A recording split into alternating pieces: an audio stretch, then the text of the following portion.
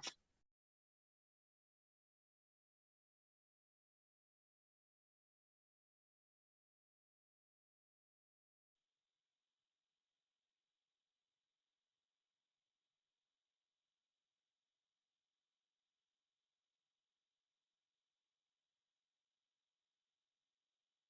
I'm a local truck driver, and I live in Kansas. And I I've been watching you for a while, you know, and you know, I love watching you and Young Elder. Y'all done crack my head and twist my cap so many damn times. Oh my God, I can't believe I'm on here. So like, I don't know, I just have like a little bit a question. I don't know, I'm gonna just say it. So I was adopted, right? And my mama people, they come from Detroit, and so you know, when I seen you was up there in Michigan, I felt like an instant connection. And you know, I was adopted and shit, and my grandma, she was into some crazy shit, you know. But me and my auntie, I found my biological family, and we watch you and shit, and you know, we just love what you're saying, and like we're the only people in our family that's like, you know, aware of anything. But you know, my question to you is, you know, you talk about how, you know, our ancestors and our DNA and everything, and I feel like I have a dual kind of assignment because, you know, my adopted family is here in Kansas, you know, and they're, you know, Christian and all that stuff and whatnot. And, you know, I was the black sheep and, you know, I didn't really fit in with them or whatever. But, you know, my question is, from your perspective, how does being adopted, you know, and growing up in a different environment, you know, affect, I don't know, I guess my assignment? Because I've always been aware, you know, I remember I've hated church since I was 3 years old. You know what I'm saying?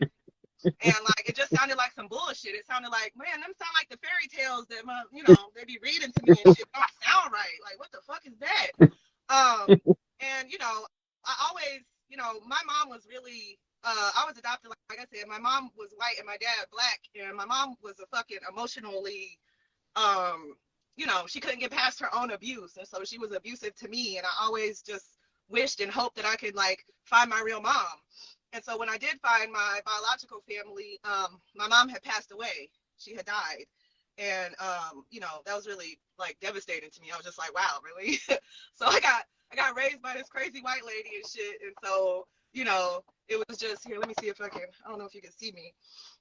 But, you know, it's just been crazy. But yeah, adoption and how that affects, you know, I don't know, my assignment or, you know, because I've been helping people. I give people, you know, all kind of shit, you know. I've been into, you know, metaphysics and voodoo and shit for at least 15 years. And people, they come to me and ask me shit, you know, and I give it to them.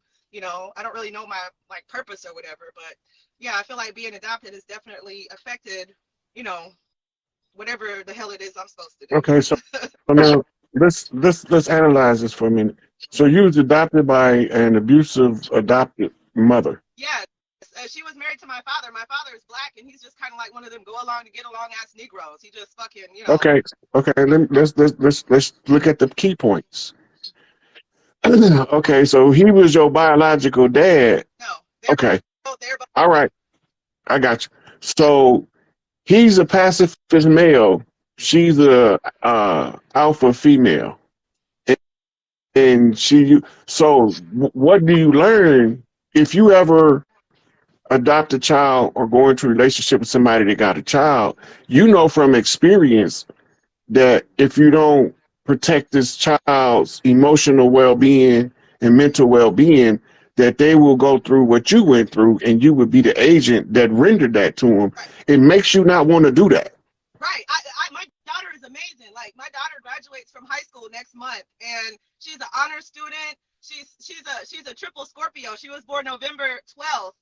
And she's so fucking amazing and smart. She's an artist. Like, she blows my mind because, I mean, I appreciate the lessons from my mom of what not to do because I didn't do it. I wasn't perfect, you know, because I was dealing with my own mental and emotional issues. But I could never think of, you know, I remember giving birth to her. The day I gave birth to her, like, you know, I remember sitting in the church and people would get all, oh, you know, the Holy Ghost and shit, crying and jumping around over Jesus. And I never understood that shit. But I tell you what, when I gave birth to my daughter, that shit made me want to jump around and flip around and cry and say thank you. You know what I'm saying? I like, it was such a Everything that you learn, right, from that you don't want to perpetuate, you don't know it. But that lady that was your stepmother, you breaking her generational curses for her by not repeating.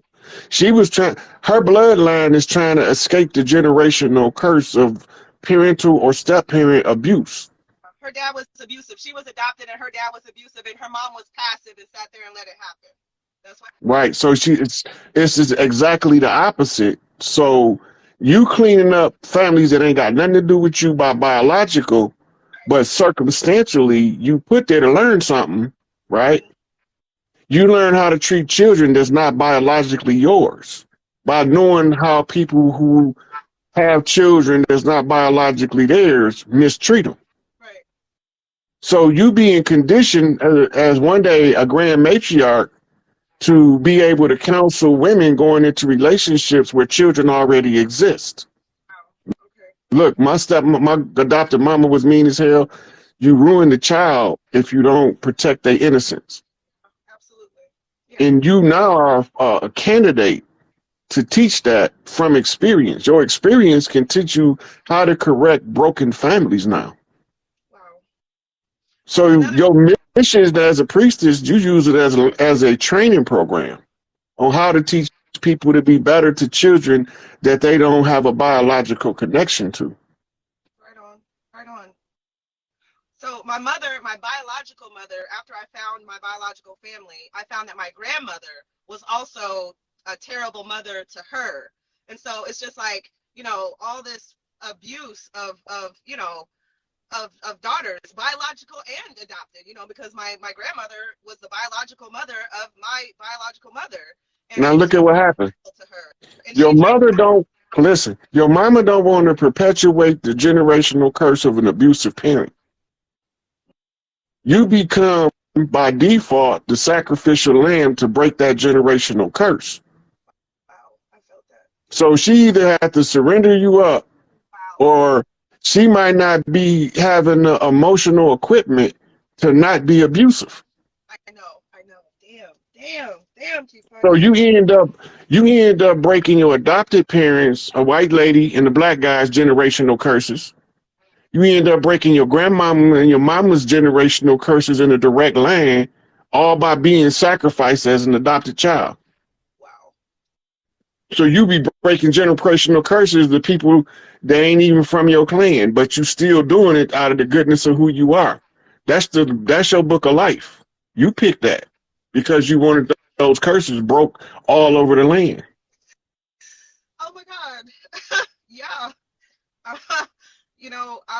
I have thought of some of the stuff that you're saying, and I'm just so grateful for the confirmation and everything that you do, Uncle Rod. God dang.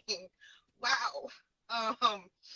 You're great, and I just appreciate you from the bottom of my heart. And like I said, my mama's people come from the D, and I've always had a connection with that energy up there. When I seen you, I was just like, damn. And so my biological father is from Tallahassee, Florida.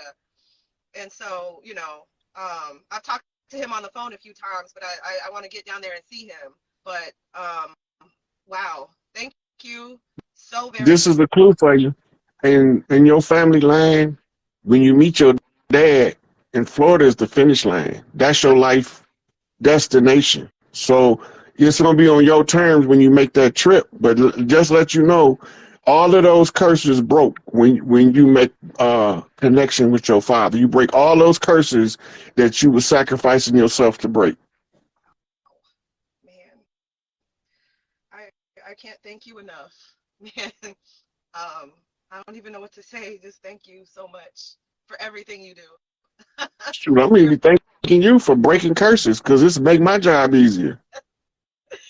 Oh man, I've always been strange and weird, and I never fucking was able to get with the program of the society and none of that shit, man. It just didn't fit. History, everything. I was like, it sounds like some bullshit.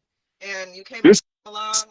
This is why women like you gonna be needed to raise the matriarchy, because y'all have to teach us that y'all have to clean up the bullshit we've been being taught. Okay. Mother is the first teacher. Ain't no way around it.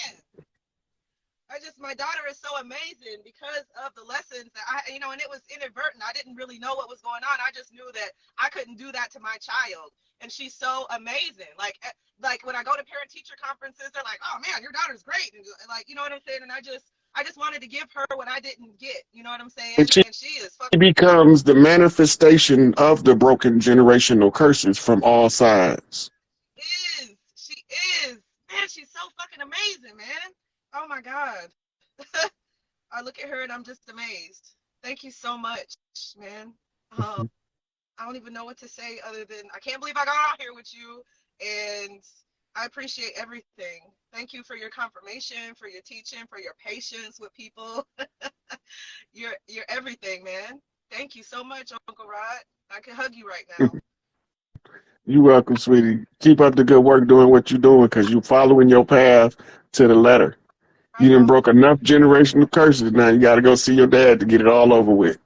Right on. Thank you so much, man. Thank you. Have a fucking amazing rest of your day. I can't believe I got on here with you, man. Hell yeah. Peace and love to everybody, man. Like we gonna do this shit, man. And all praises to Rod and Chief I don't want Warhorse protecting and no all. praises. I just be grateful and thankful. I don't need no praises. I ain't nobody God. I feel you. I feel you. Protect Rod and Chief Warhorse at all costs, for real. Yeah. Absolutely. All right, sweetie. I'm gonna take one more caller before I wrap it up. Right on. Peace and love, everybody. Peace and love. All right, peace. That was a beautiful sister. She went through a lot, and she was able to use it to her daughter's greatest advantage.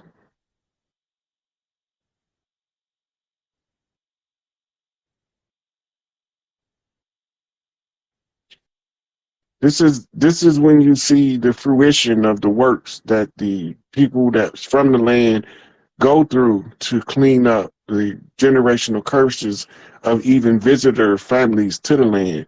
We don't want that negative energy over here. And some of us suffer just so we can be able to get rid of the negative energy. That's why mama say sometimes the good got to suffer with the bad. It ain't that the good was doing anything wrong, but the good have to fix the problem, because the bad just gonna keep corrupting the system. And this is why only way that we gonna get up from under the condition is by each one teach one. And that was a perfect example. Okay, so he didn't come in.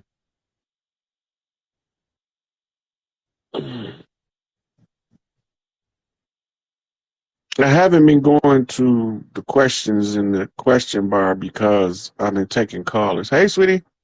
Hi, Brother Rod. How you are you? doing? Good. So I have a question, like what type of energy are we in? Because I've been so emotional. And usually I'm just a person that vibrates high and, you know, I feel everybody's pain. Like an empath, I could just take on everybody's energy, feel everybody's pain, want to help everybody. But lately it's like I've just been an emotional wreck. And my dreams are becoming more and more overwhelming.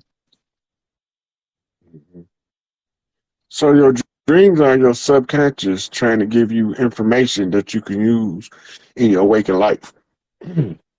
You get frustrated if you don't learn your inner language. In your dreams, you get weirder, stranger. Sometimes they become terrifying in order to make you pay attention and have a memory to try to find out what the dream world is telling you about the physical world. Mm-hmm. Right? The dream world is aiding you in your path, and your subconscious know the language, but your conscious mind don't know the language. Some of us have our own way of communicating with ourselves that nobody can tell us how to do it. So we have to learn our own language, our own inner language.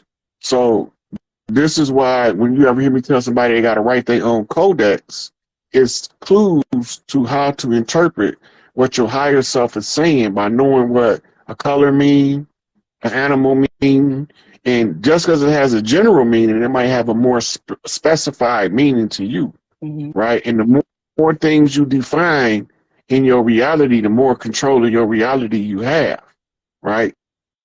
So it goes to, are we on a predestined path or do we got free will? You're on a predestined path until you find your free will. Because when you're not using your will, it's the law of use in the universe. Somebody gonna use it for you, and it might not be to your benefit. It might be to your detriment. This is why we teach the children to be responsible for the self and to know their space, because you can control yourself best by controlling who comes in your space with the wrong energy.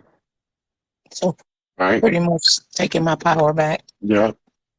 Your me time, if you don't have me time, every woman's responsibility herself, especially when she start having a husband and children, is take at least an hour a day to at the end of the day to unwind from the day, or else she's gonna get overwhelmed in short order. If you take that me time and daily resets, spiritual baths, you can use it for your listen to your music and dance in the basement, whatever it is that is suitable for you to spend some time loving on yourself. This is going to empower you to be stronger in dealing with others. And they don't want you to know that. That's why I'm telling you. Because I know they don't want you to know.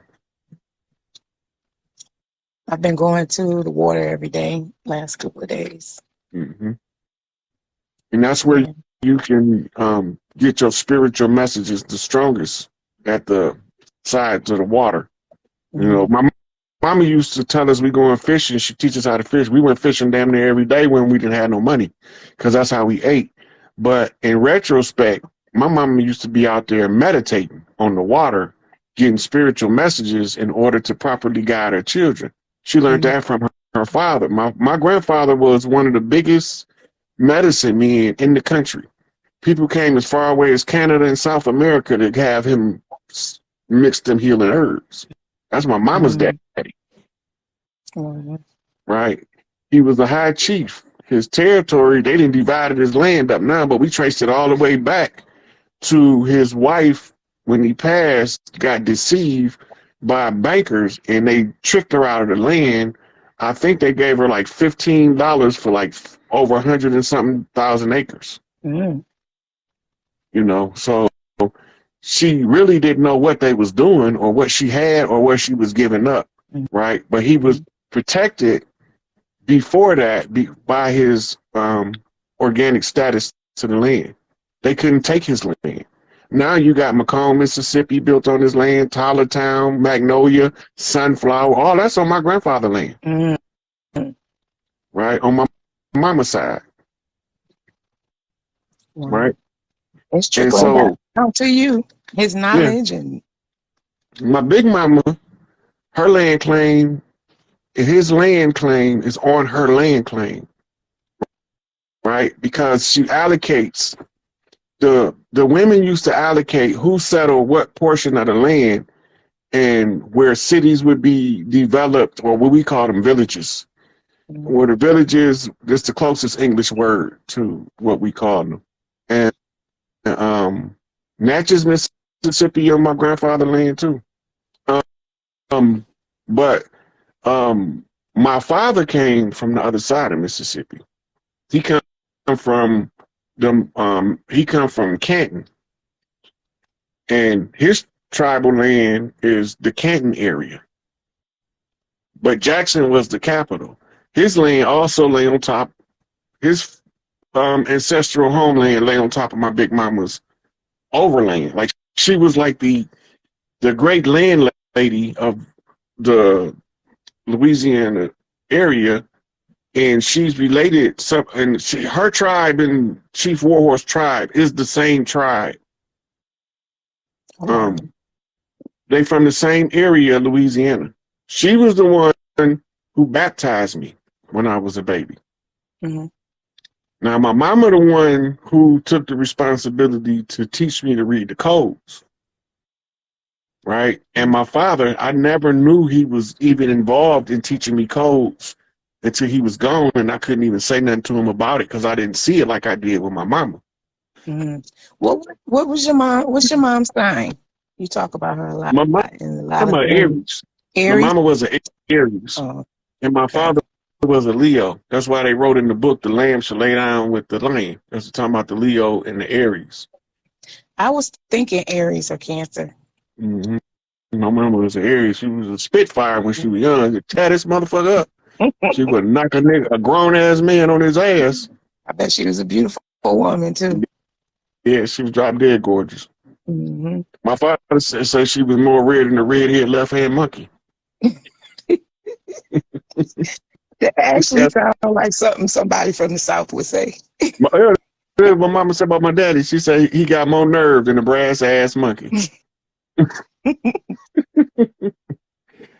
They was flipping me cold. In the folder, there is a picture that says Folder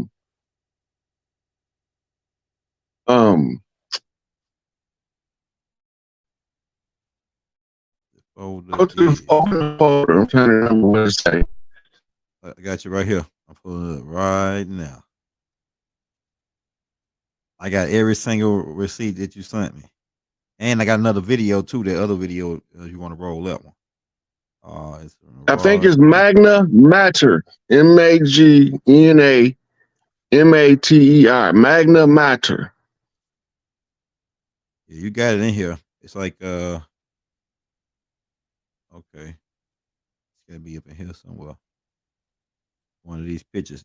Was it a writing? There's gonna be a headline on one of those pictures you just passed. Okay, all right. You see those with the writing on them? Yeah. Okay. Not the images, the ones that look like articles. Okay, here we go right here. In there, yeah. Look at them bad sisters there. Look at them. Hey, we got some beautiful. Okay, I'm not sure what this one is, but whatever it is, we're gonna deal with it. All right, let me get to what you're talking about. Okay. Seen it in there. Okay. Yeah. But shoot. Yeah, this one right here about the yeah.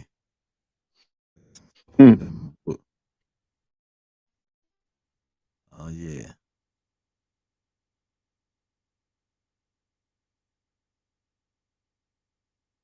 Oh look, man, I know you sent it to me, bro. Is that right? No, that's the book right there. Okay, I would say magnum opus, so we in the right area. Okay. That say magnum opus.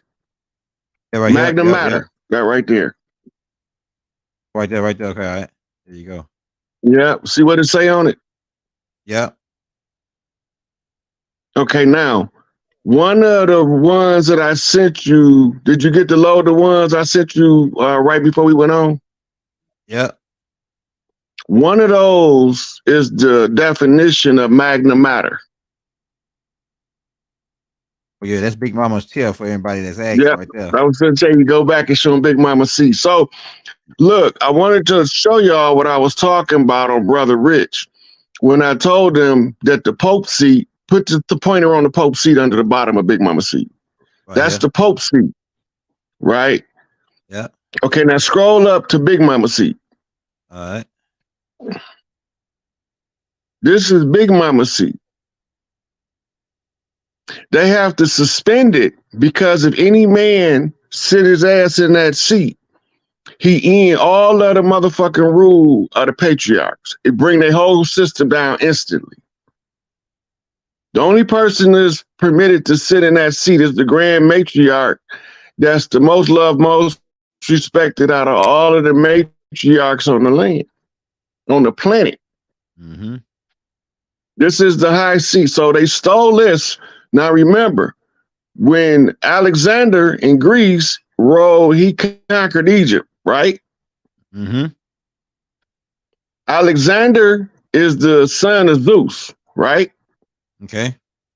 Zeus is Enlil. Go ahead. Right?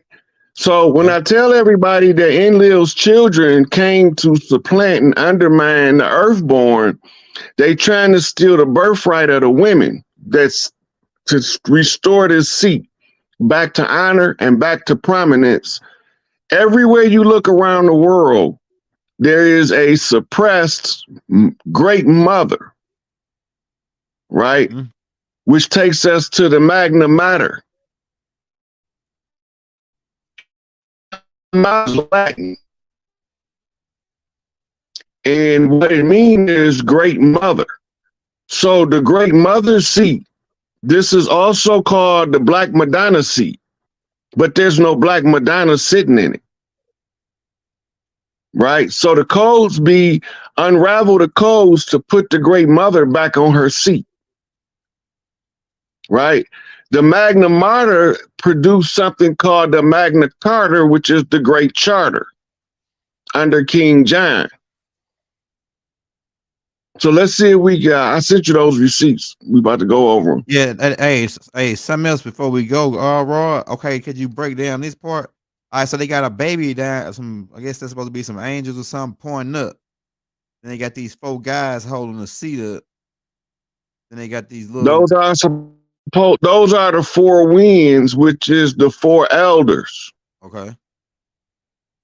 Right. Those are men. 2 pillars. That each one of them represent the foundation under the kingdom. The throne was established. Those are 4 kingdoms. That's why they're men, because it's 4 kings. Okay. To raise the great mother takes 4 kings. Okay. So the 4 kingdoms come together to raise the 5th empire of the great mother. Okay. Right? They call that the magnum opus, the great work. I sent you that too. Yeah, I got the that. goal is the one that's not up there, right? Because remember, it was 3 of them crucified. 1 of them got away. Mm-hmm. Okay, so the one that got away got to come back and redeem the other 3. This is the one that they called the little drummer boy become the drum major to take the lead. Mm. All right, so this is all in the codes of the literature of all of the collected secret societies. But once you get into the occult, you find out all of the secrets is out in the open. And when you read them out to the people like we doing now, remember Noble Drew Ali? Remember the picture, Uplift Fallen Humanity? Yeah, I got you. I think I might, I can probably pull it up. Send out the last photo we just did. Mm-hmm. So at the end, it's going to be 4 chiefs or 4 kings. Mm-hmm. The 4 kings is going to come together to raise the throne of the great mother. The 4 kings represent 4 kingdoms. The 4 kingdoms in the lodges represent the 4 corners of the earth. Okay. Right? In the zodiac, they the 4 winds. Okay. And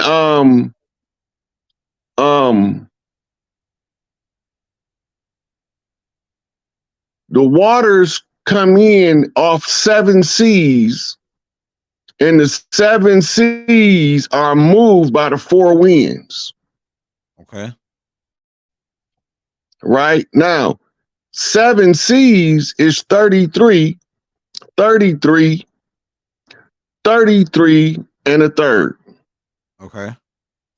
That's 4 masters flipping off a 2-ball cane. Go ahead. Right? So the flip is the raise. The raise is to secure the position of. The pretender to the throne is the rightful heir.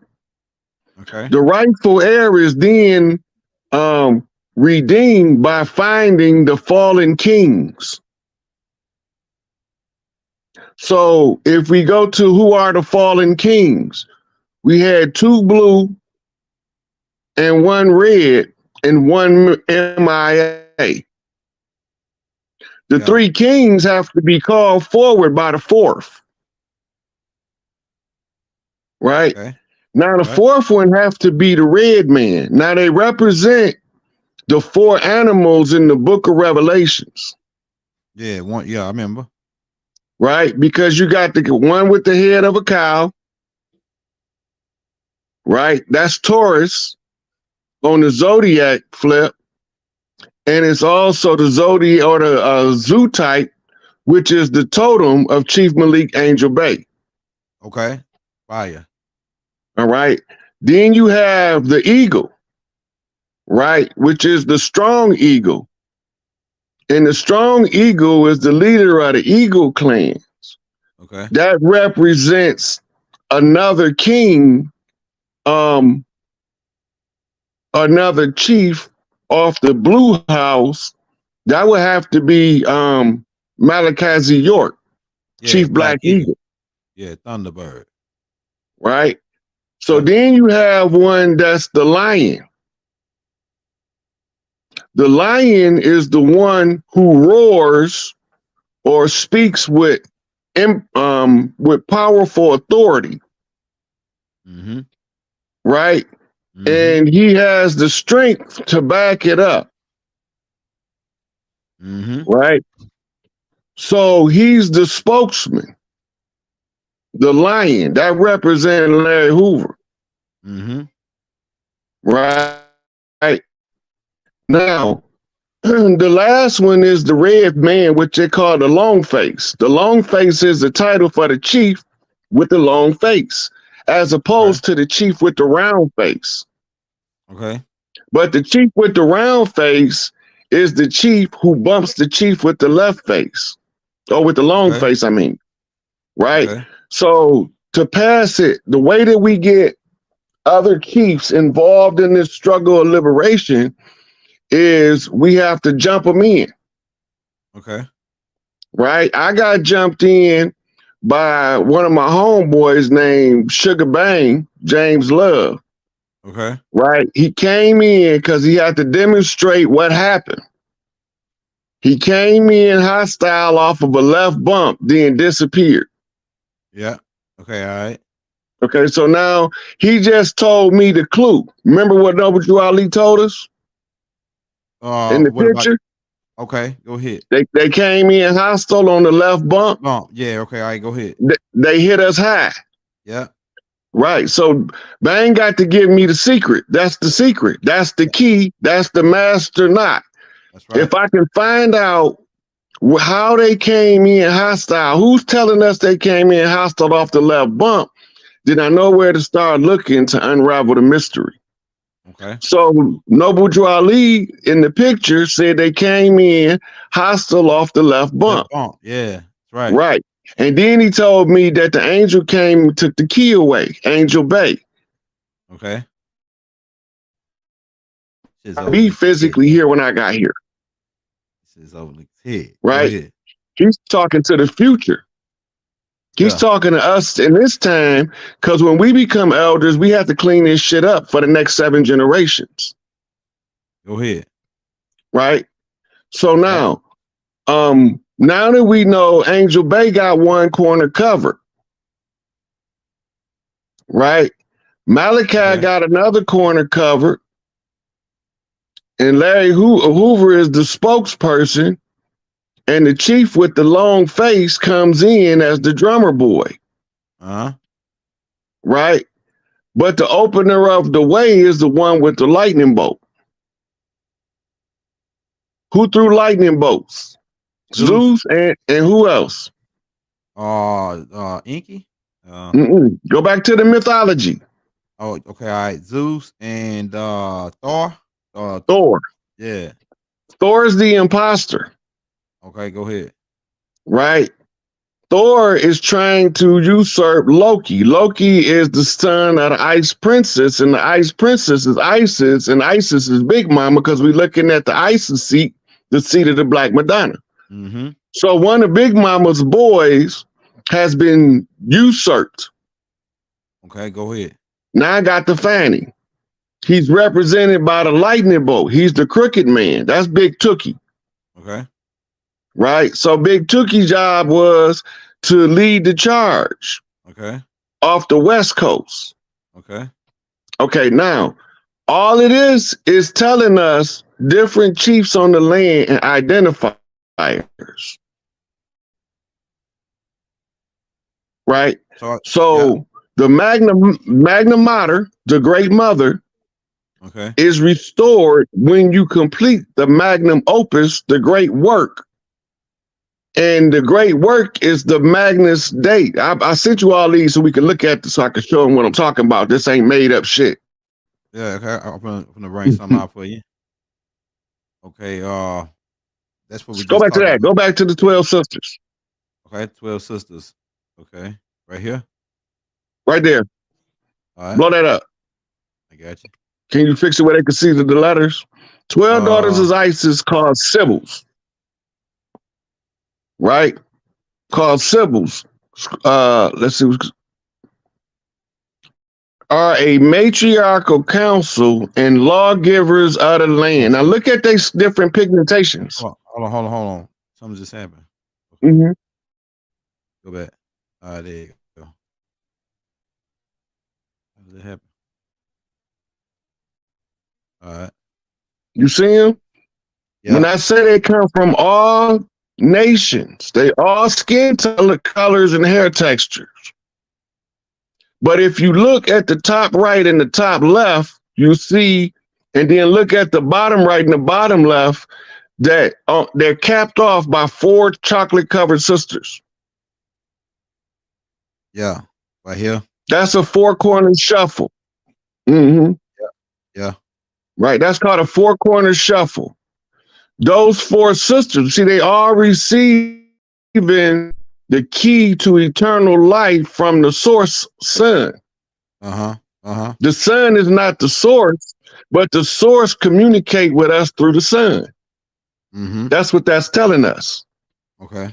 Now you notice that there's blonde-haired ladies with pink skin.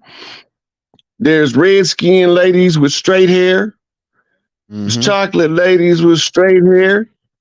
Right? So you can even clearly tell that the one at the bottom on the right, second from the center, is a sign bushwoman. These are the nations of the earth. When Enlil came, his job was to overthrow the divine feminine. Okay. The divine mother is worshipped and without you knowing. She's called the divine Shakti. Can you type that in Google? Yeah, I got I don't think I sent you that one.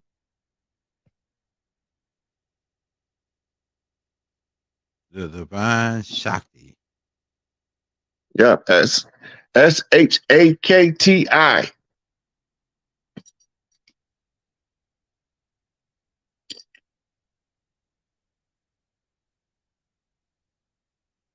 See what it says? As soon as you go to it, go back to the main page. Okay, I got you. See what that say? The power of the feminine. Okay, let's read. Let's open it up and read some of it. Because we bring in receipts. We ain't just telling them we showing them where they can go look it up themselves, so they don't got to take what I'm saying to be the gospel when they can go find it themselves. This is just how it is. The whole goal of the righteous is just to be right. That's all. I just want to be right. I don't want to go out and do no ethnic cleansing to a motherfucker don't need to be ethnically cleansed.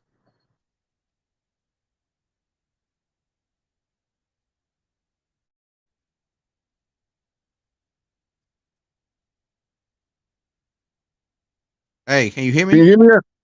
I can hear you now. You want me to read it? Oh, you didn't open it up. Power. Okay, all right, my bad. I thought you want me to read this top part right here. We going more into it than just reading the headline. I want to see that picture. Go to that picture. This is the guy that's Shakti from India. Right? Yeah. So Shakti is personified divine feminine. In the African powers, she is the manifestation of Oshun. Right? And in Europe, she's Diana. In India, I mean in Syria, in the Middle East, she's Ishtar or Inanna. Right? Now let's scroll down and read some of it. Can you see it? I can't see it good enough to read it. Yeah, a little bit.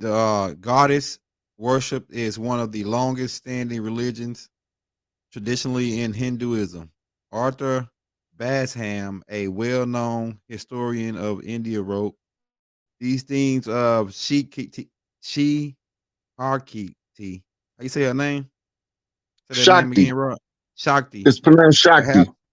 Shakti perhaps grew out of the conflict and eventually compromised between a compromise between a powerful matriarch culture that existed in India before the Aryans migrated 2500 BCE, and the male dominated society of the Aryans, the mother Stop right goddess. there.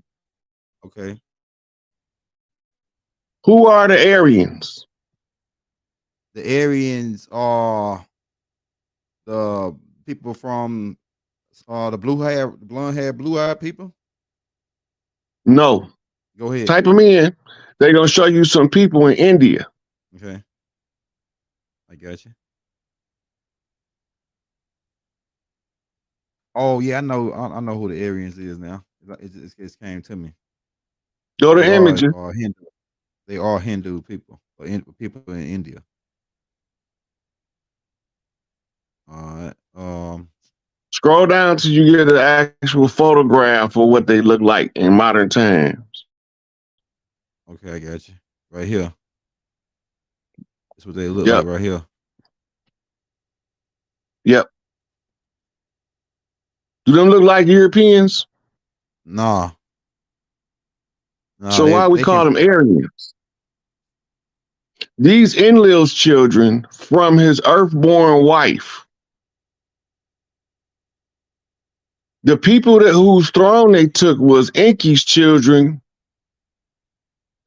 Take out Aryan and put in Dravidian. All right, I got you. Here got some better pictures of what they look like.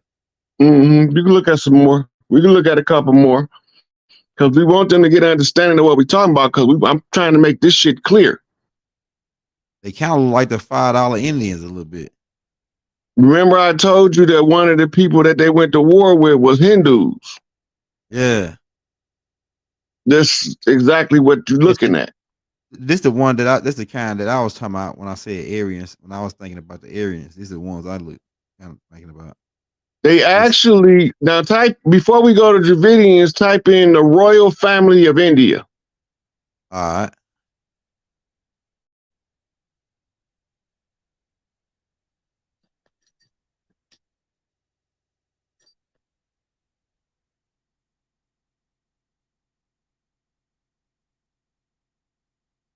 Oh yeah, These are your Aryans. Yep, these are your Aryan race. These are the children of Enlil that was put on top of the caste system. That's why they can't be removed from power. The caste system is the scroll of government. They use racism over here.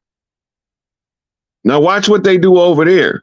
Type in the Dravidians of India.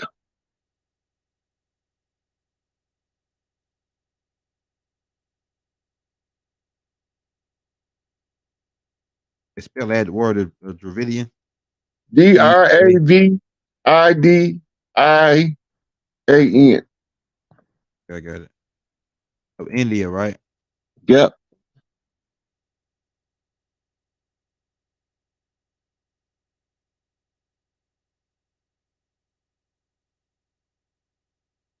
Hold on, let me Put people behind Dravidian. That's what I was thinking. Can you see that, Rod? Drastic difference in skin tone, but keep scrolling and make the ones. Yeah, right here. Those right are here. in the middle. That class was in the middle. Okay. Here we go. Right here. This might be a good one right here. Okay. That's not them. Those are Aryans. Dravidians. Okay. Dravidians is they look like us. They got afros. Okay. All right. Hold up, then. Hold up, Rod. It's Dravidian. Is that how it's spelled? Yeah, that's how it's spelled. Okay, take of India out and just leave people be in there. Okay, I got you.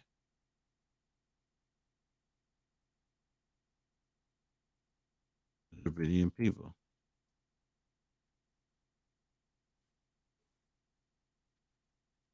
That pulls up some kind of castle. Okay, put of India behind that. Okay, hold up. I got you.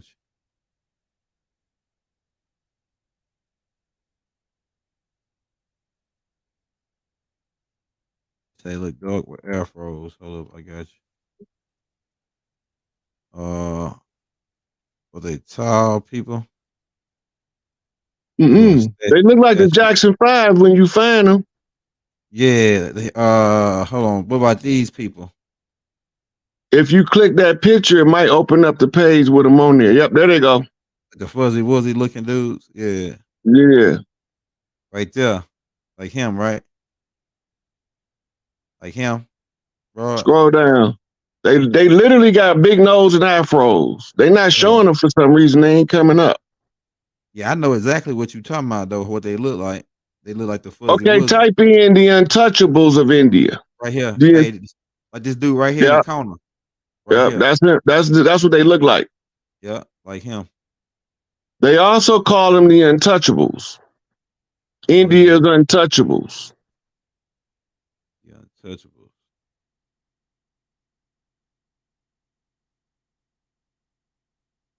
Now we getting somewhere.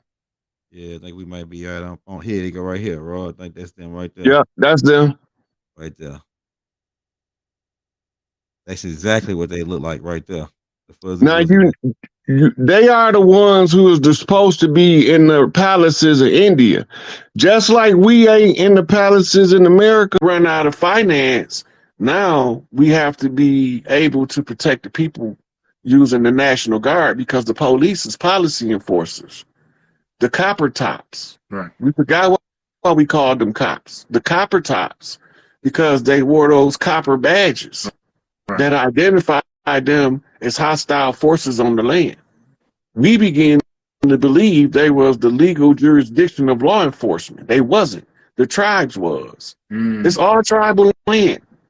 But they tricked us into thinking that it was something else. They ran a Ponzi scheme on us, and now it's collapsing on their finances. How we get back in control? What's the steps now that we know what's going on, or the leaders know? What are some of the steps that we need to take to really take the steps to be, take our rightful place? It's each one teach one at this point, but we past trying to wake somebody up. Right. But what we can do is start making connections with family members you don't talk to on a regular basis. Okay. Right, because you might need to call them later. Right. Yeah. All right, Money. We'll appreciate your call. I'm gonna take another one, see if I can get some more information out to the people as best I can. As always, I appreciate you. Keep doing what you're doing. We love you. Peace, God. Peace, God.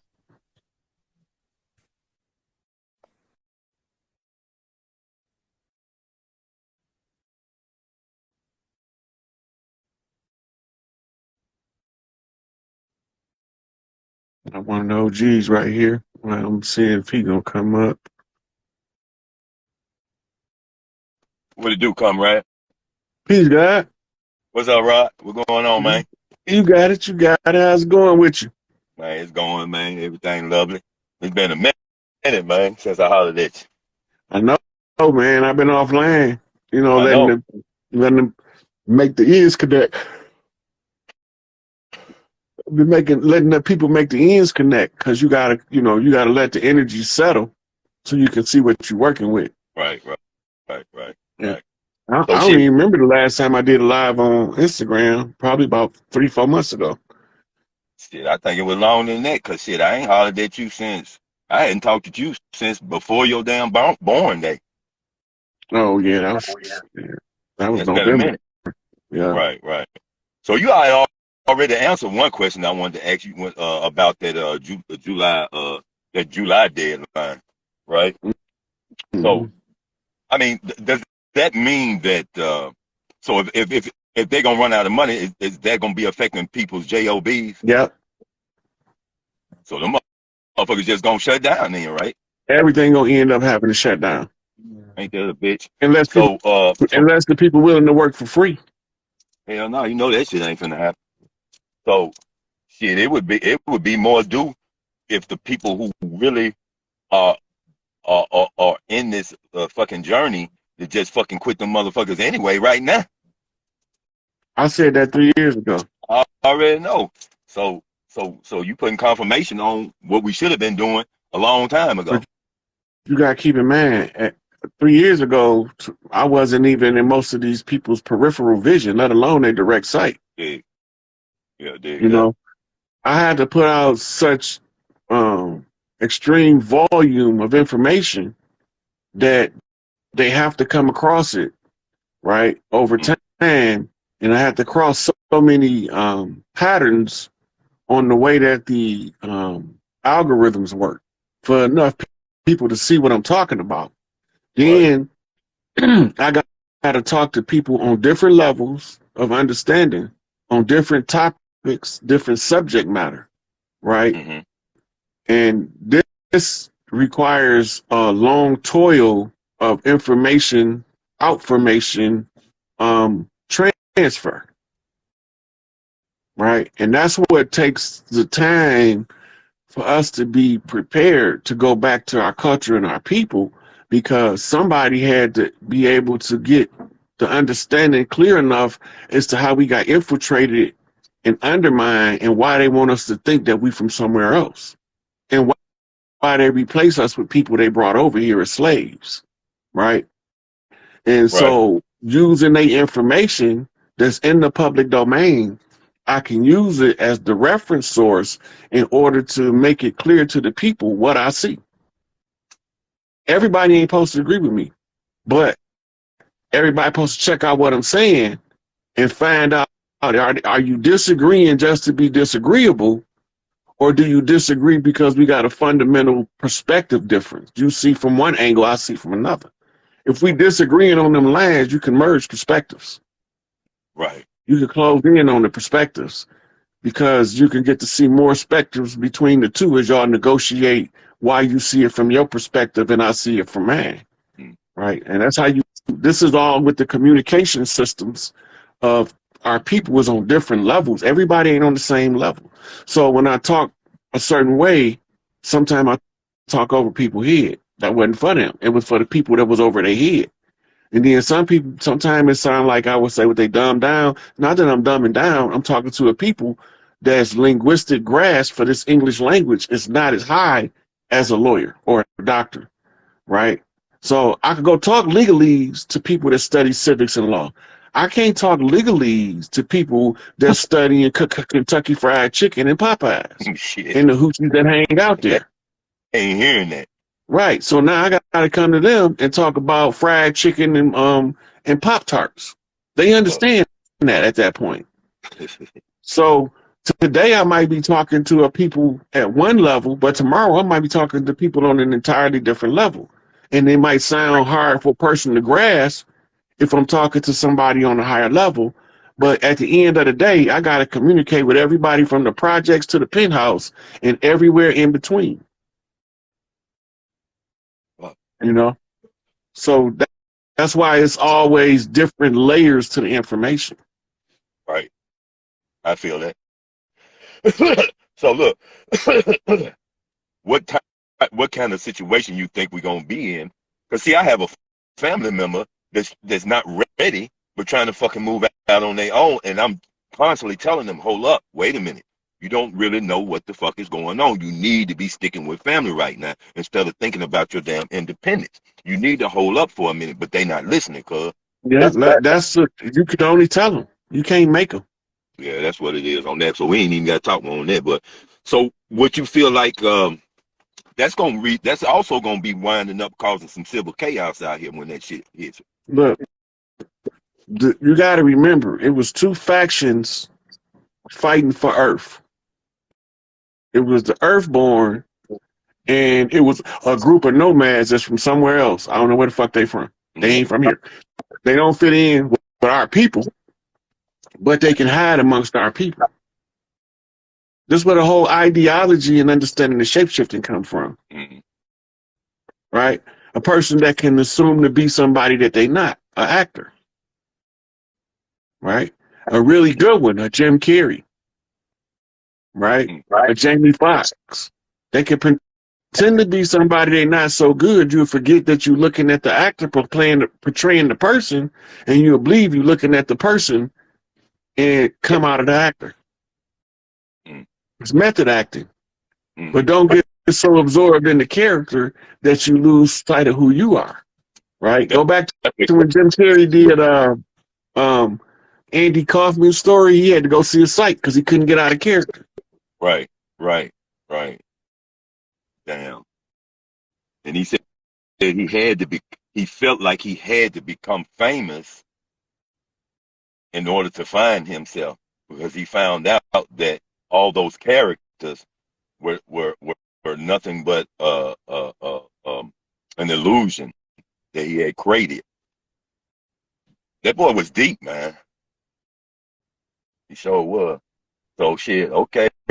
It's just going Then it's you got going another kind of actor like Keanu Reeves. right. Everyone in his characters is him.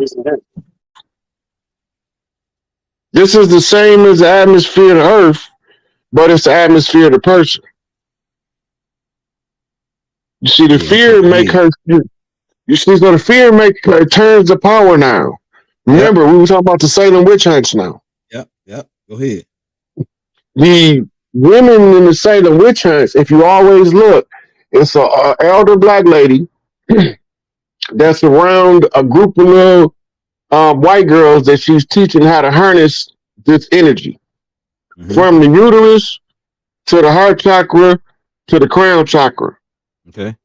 Right? And all of them girls gonna be calling her a couple of different names. She's gonna be either Nana, Big Mama, Ma, or she gonna be a nanny or a Nina. Because all those different matriarchal positions, and they're teaching these other people how to use the energy that they never was allowed to access before. That's fire. This become known as the keys to magic or the 7 hermetic principles. Right?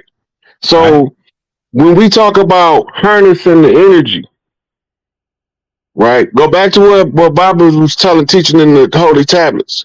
You remember all the geometry he had in there? Yep. Right? He was showing from the dot to the line in the creation spectrum. That's right. He was drawing a map of a hologram. Okay. Because when you program in a hologram, the hologram started from the dot. The dot got to be connected on a straight line to an alternating source on another straight line on a parallel trajectory. Okay, go ahead. Right? And when it feeds the information back across the 2 straight lines, it projects a 3D image, a hologram. Okay. So all this is our minds collectively coming in to produce the hologram of what we call reality. But we made the agreement before we came into human form, because when we came into human form that the misery could become addictive like crack cocaine. Man. And in the misery, we absorb more of the fear. Wow. Right? So now, remember what our shoes used to be made out of? They was made out of skins. That's right. Now what they made out of? Rubber, right? Yep, rubber. It's cut you off from the earth. Right? Some of the clans wore wooden bottom shoes because the wood still transmitted the grounding energy of the earth through the feet of the women to keep them from being mind controlled by a retarded ass man. Go ahead. Right? Because if she stay grounded, that fear that he living in is going to start to expand. Because he's trying to get strong enough to draw her out of that same fear. The man want to take the lead.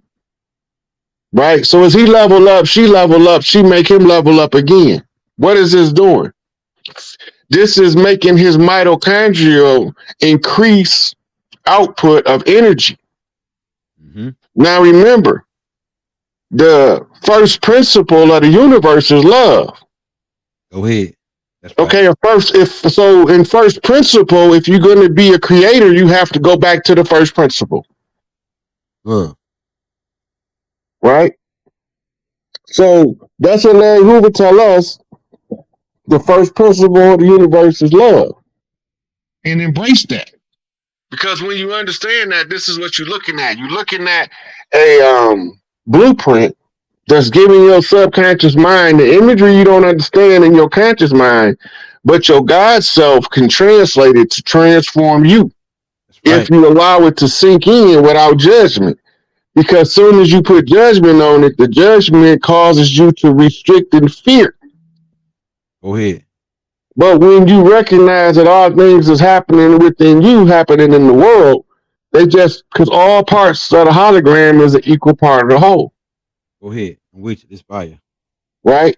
So when you go through the internal dialogue with the internal self and realign, you start to cause that expansion. Right? This is why they tell you, don't be laying up under them girls while you young. Fuck you up. Short your circuit out. Because you don't know how to release the energy to be in the moment yet. You still what they call wild and free. Okay, go ahead. The mind is untamed. Your psycho mile, your monkey mind is going crazy, and you following it, but you watching for the snakes, and the snakes is the wisdom. Go ahead. Right? So when one wise woman whisper one wise word to you, she's giving you a message from a whole generation of wise women. You have to be perceptive enough to watch for snakes. That means watch for the wisdom. Right?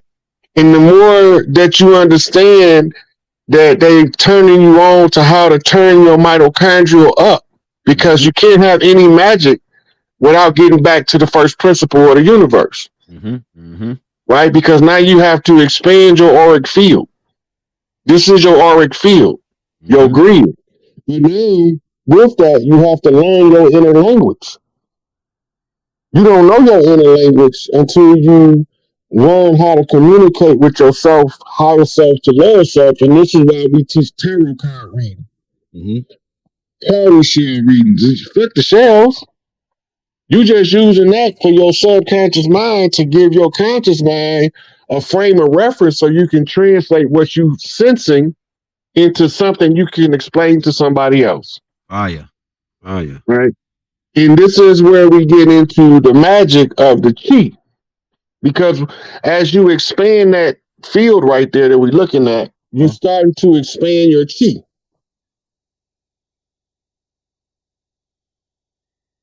See you expanding right there? Yep. Hey, quick question, Rob, while you on this subject. So it's kind of like a cobra back right here. But like I say, like, man, this is a big difference between the love energy and the fear energy. It's like only like maybe 1/8 of what this is. 1/8 of the energy. Yeah. So this is the touch the hem of his garment. The explanation. Okay. All right. Okay, so when Isis walked past you, her energy output of mitochondrial resonance is healing and restorative to origin. Okay. The lady had been bleeding, vaginal bleeding, and she was suffering. Okay. She spent all her money on the doctors. They couldn't help her. Okay. The witch doctors couldn't help her. Right? But she heard Mother Isis was coming to town. They tell us it was Jesus. Yeah. And she said when they went past, she didn't even care to have a conversation, check up on her. She didn't know that if she can get close enough to get into this field, right, that she would be deep enough inside the energy field to be healed. Okay, go ahead. Uterus to uterus. This is why women's healing circles are so important. Go ahead. Write that down. Right? So when she touched the hem of her garment, I turned around and said, "Who touched me?" And she said, "It was me. I just wanted to be made whole." Yep. Right?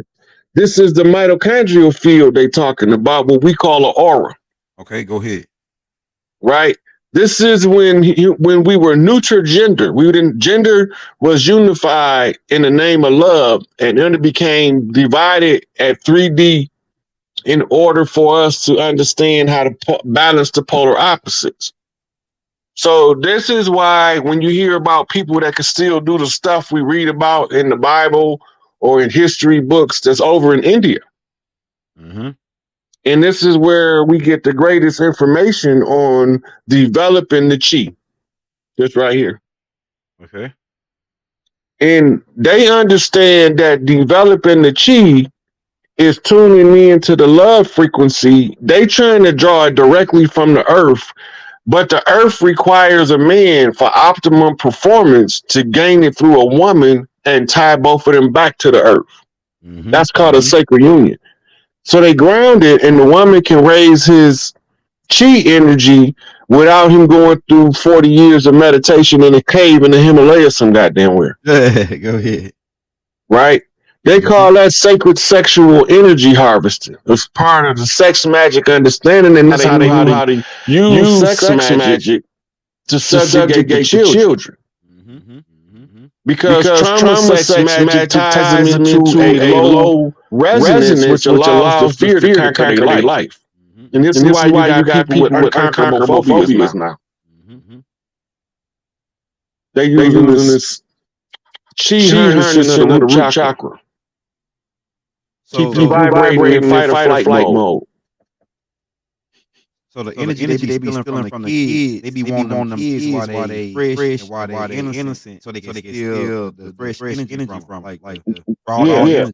Yep. And they corrupt them from being able to conquer them later. Wow. Right. So in India, they teach a lot of this stuff. Yeah. All the way to the right. All the way to the right. Right here.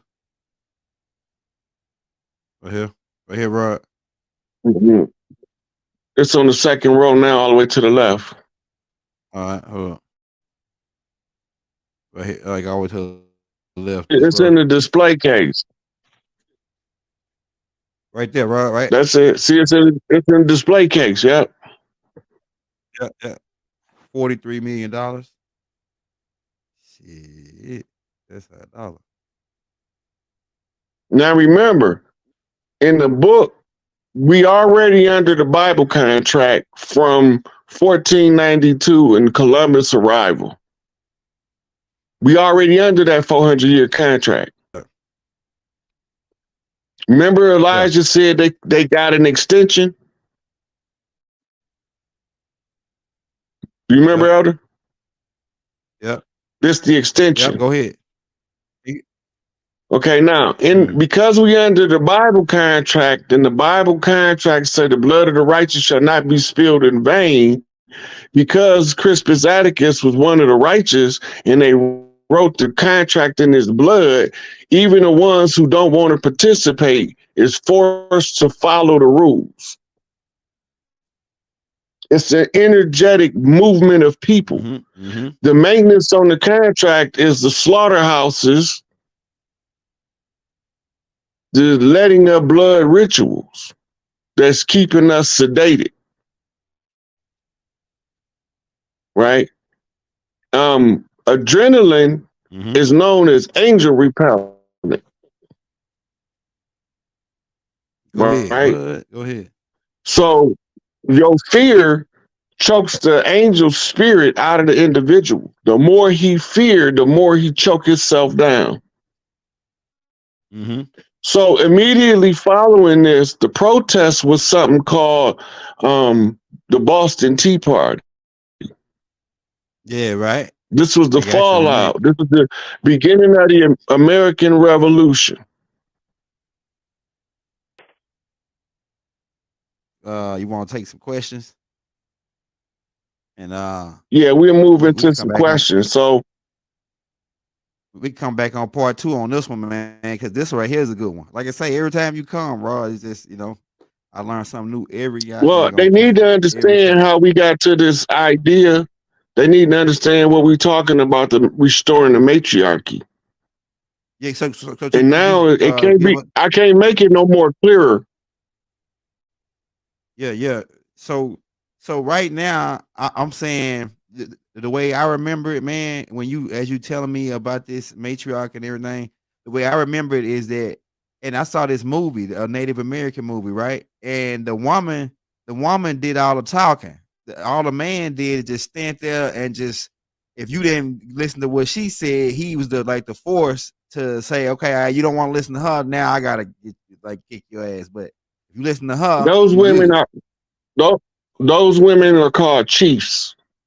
They the ones, they like, for instance, you got two different types of chief. You got men chiefs and women chiefs. The chief is the one that talk to the people that come in and stuff like that. Big Mama will send a chief, male or female, according to the circumstance. Right? And we follow the instruction, and sometimes we send the enforcers, which is also the witnesses. Right? So when the Galactic Council asked for Larry Hoover, we got to have a witness. Okay. Go ahead. Somebody that is on equal footing with Larry Hoover. We always have to have a witness. So they want to know, who are we sending the witness, his interaction, and we said Chief Malik Angel Bay. Right? We sending not only a witness, but somebody that if you fuck with his brother, he gonna touch you. Yeah, go ahead. You know? And you ain't gonna look at him and intimidate him. He ain't scared of none of you.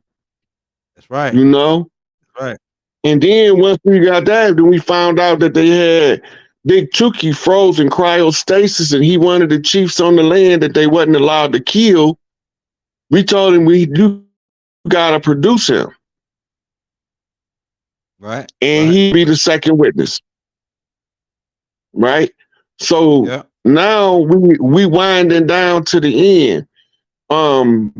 Haiti is the place to watch. I got a call from Sister Bayeno Biello. Happy belated birthday, sister. I love you. She let me know that Haiti was on the road with taking care of their business and cleaning up their house. That was good news. Her birthday was yesterday, right? And my mama's birthday in 3 days, the 29th. Do the math. So hers was 327. That's 3 flips 7 off a 2-ball cane flip. Right? And the grandmother knock or a matriarch knock come off the motherland from my mama's birthday approaching on the crossroads knockback off a red house.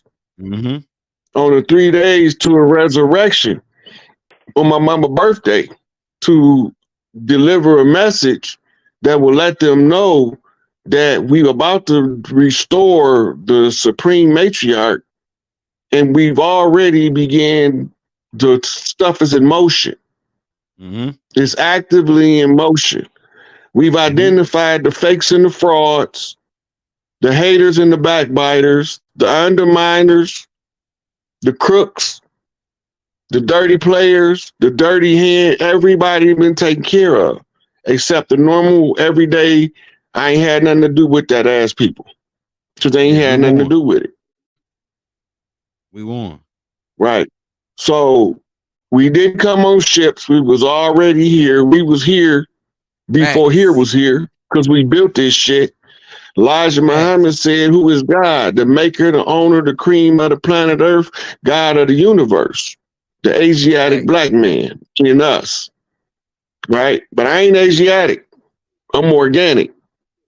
And we was black by political position of opposition, by those who classified themselves as free white persons, and they were on the attack to usurp us. It's all played out by the Pope at the Vatican by sitting in his chair under the Great Mother's chair, knowing he can't sit on it. All he can do is block you from getting to it. So before we let them stop her from getting to it, we clean house first. You know how the kids get when mama about to come home, everybody get up and start cleaning shit up. Right. Because we don't want that ass whipping that come with it. Right? So mama on her way home, and everybody got up, jumped up, started cleaning up. They couldn't figure out what to do, so they asked me what to do, so I told them. And when I told them, they did it, and Big Mama started smiling and said, there go my baby, I told you leave no stone unturned. So go ahead. Yeah. So now, if y'all gamblers, put y'all money on the motherfucking Haitian World Cup women's team. Get y'all a little extra change. I'm not a gambler, but Watch the flip on the land, huh? yeah, Hey, we everybody move, saying we moving the we moving the matriarchy back in power. No matter, a lot of the guys don't understand it, and they think that it's a bad idea to put the matriarchy back together. But what they don't know is, because it's ran with the children's interests as the first order of business for the next 7 generations, and the mothers just had to consider that in all of their political decisions. Once he realized that, it's going to change his interaction with the divine feminine, which is going to change his interaction with women. The value of men and women vary according to your personal development. You can't be a high value target doing low value shit. You just can't expect that. You can't expect to be a slime ball and get the best top of the cream mate. that's right. Hey, I'm gonna tell you something. Right? Hey, Rod, I'm gonna tell you something, man. Yeah. About this tape. This is a fire tape, man, because it make us, treat our women better. Like my wife, man. I'm telling you, when I treat her a certain way, I get the king response. When I treat her like a queen, she treat me like a king. You know what I'm saying? So like, I know people don't like the word king. We can get into that in the word queen, but I'm saying, yeah, like when you do your woman right, if you got a good woman, she should do you right in exchange, and y'all come out on top. I feel I'm doing Look, good right now. Yeah. people are in the slave mentality of going into their relationships, and that's why they don't understand the nature of the species. Men and women, we don't function mentally and psychologically the same, but the woman want the man to act like a woman without being a woman. This is what. Go ahead. And the man want the woman to be your homeboy. She ain't your homeboy. She your counterpart, your counterbalance, right? So once you learn how to balance the relationship, start building toward a good life. Everybody is looking at the gloom and doom of yesterday, and that's what's holding them down and holding them back. You stuck in the past. If you start evolving your understanding of people, it's going to evolve your understanding of your mate. When you understand that if a man get a good woman, he can read from her energy if he need to do certain business transactions, because she will respond in a certain way when the negative energy comes towards you. Right. And sometimes that's why you always hear us say, no matter who mama was praying to, that shit worked for me. Yeah, you're right. Go ahead. So she was talking to herself, because my mama is the guide to the child. She is your creator. Ain't no motherfucker mowed you out no dirt and blow no shit in you. You was born out your mama uterus. Get them. Right? And it took us a long time to develop this organic meat suit, but we here now. In human form, walking God, serving the interest of the people to their highest good, once they can assimilate what it all means. And so we come teach them step by step. Everywhere you look on earth, before there was any male called God, God was a woman, the great mother.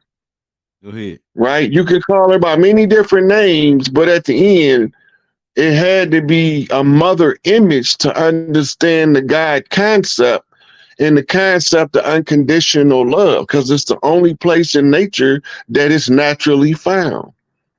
Mothers have unconditional love for offspring. Right?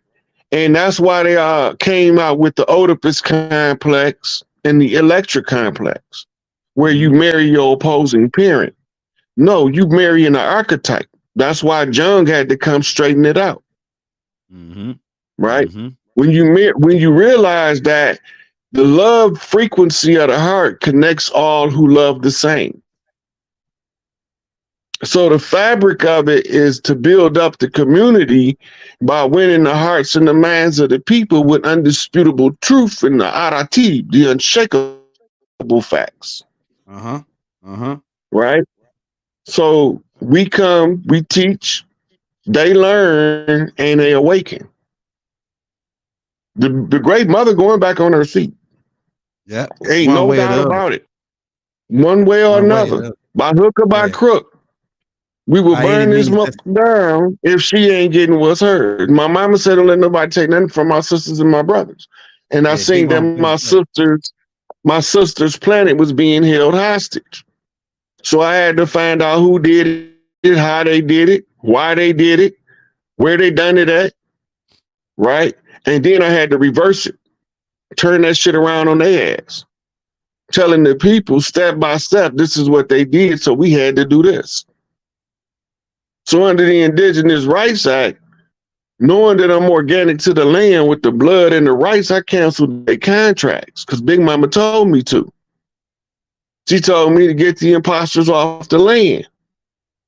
Then I got the message from mothers all across the land that's telling me the same thing, right? And it culminates in the dream when I'm called by three kings, three Go sky ahead. chiefs. Go And the ahead. three sky chiefs is the three high chiefs that called the low chief to come up to the top and do some work. Go ahead. They call it sheep dipping in military science, taking a Okay. Go person ahead. from their specialty but using them where you need them in the time of war. Big Mama told him, y'all gonna keep pushing him to the side, but you're gonna need him sooner or later. And here I am. Yeah. I didn't gripe, bicker, complain. I just laid down my motherfucking hand and told the truth. No, Standing in big bump. position to right, letting thunder fly. So prepare for what y'all about to see because we almost to the grand finale now. We can go to Q&A from here, Elder. Hey man, people said they don't really got no questions. You done cracked heads and twist caps and put niggas in the comas, man, with this every time, like every little piece. It's just you steady building onto this building. I'm calling it the Roy Hayes building, right? I believe, hey Roy, I believe you one of the last masters I supposed to sit with. I supposed to sit with you to get this part. You one of the last masters. Now it's a like I'm on a whole nother level now with all the shit you've been giving me. I'm Man, on a whole nother level, bro. I can't wait to sit and talk to Malachi and Farrakhan, Larry Hoover, and Jeff Ford at the same time. Man, can you Man, now imagine that's that going conversation? man, I give my I'll be whole in check to see that. conversation on heaven. I'll give my whole check to see that I'll shit. be That's in gonna be conversation on heaven. man, hey, you got hey, them boys will be so spooked out about that. Them alphabet boys, they'll be man. You remember I saw a video with I think it was Malcolm X and Martin Luther King. They went in the back room and talked, and then they came back out and they was asking them, "What did y'all talk about?" And they said, "Oh, we ain't telling you That was what we Muhammad talked Ali. about." Oh, Muhammad Ali. That was Yeah, it was Muhammad Muhammad Ali. Ali. Yeah, that was Muhammad Ali. That was fire. I say Yeah, Muhammad. he's like, when your president go in and talk to Khrushchev, we don't ask you what y'all was talking about in there. Yeah, right. Yeah, When you want yeah. to ask us. See, yeah. See, but what they messed up though. They stopped us from that when they started watching us, with the COINTEL Pro and everything. So when we started meeting up, they watch us. But now they cause a bigger. It's everything is spreading a bigger way now. It's like all we got to do is get the minds to agree and overseeing what you saying, and all we got to do is think it.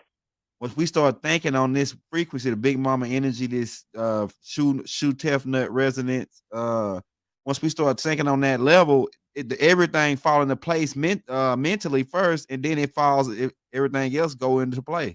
Once we got our mind together on what everything you saying, with everything that they ancestors been teaching.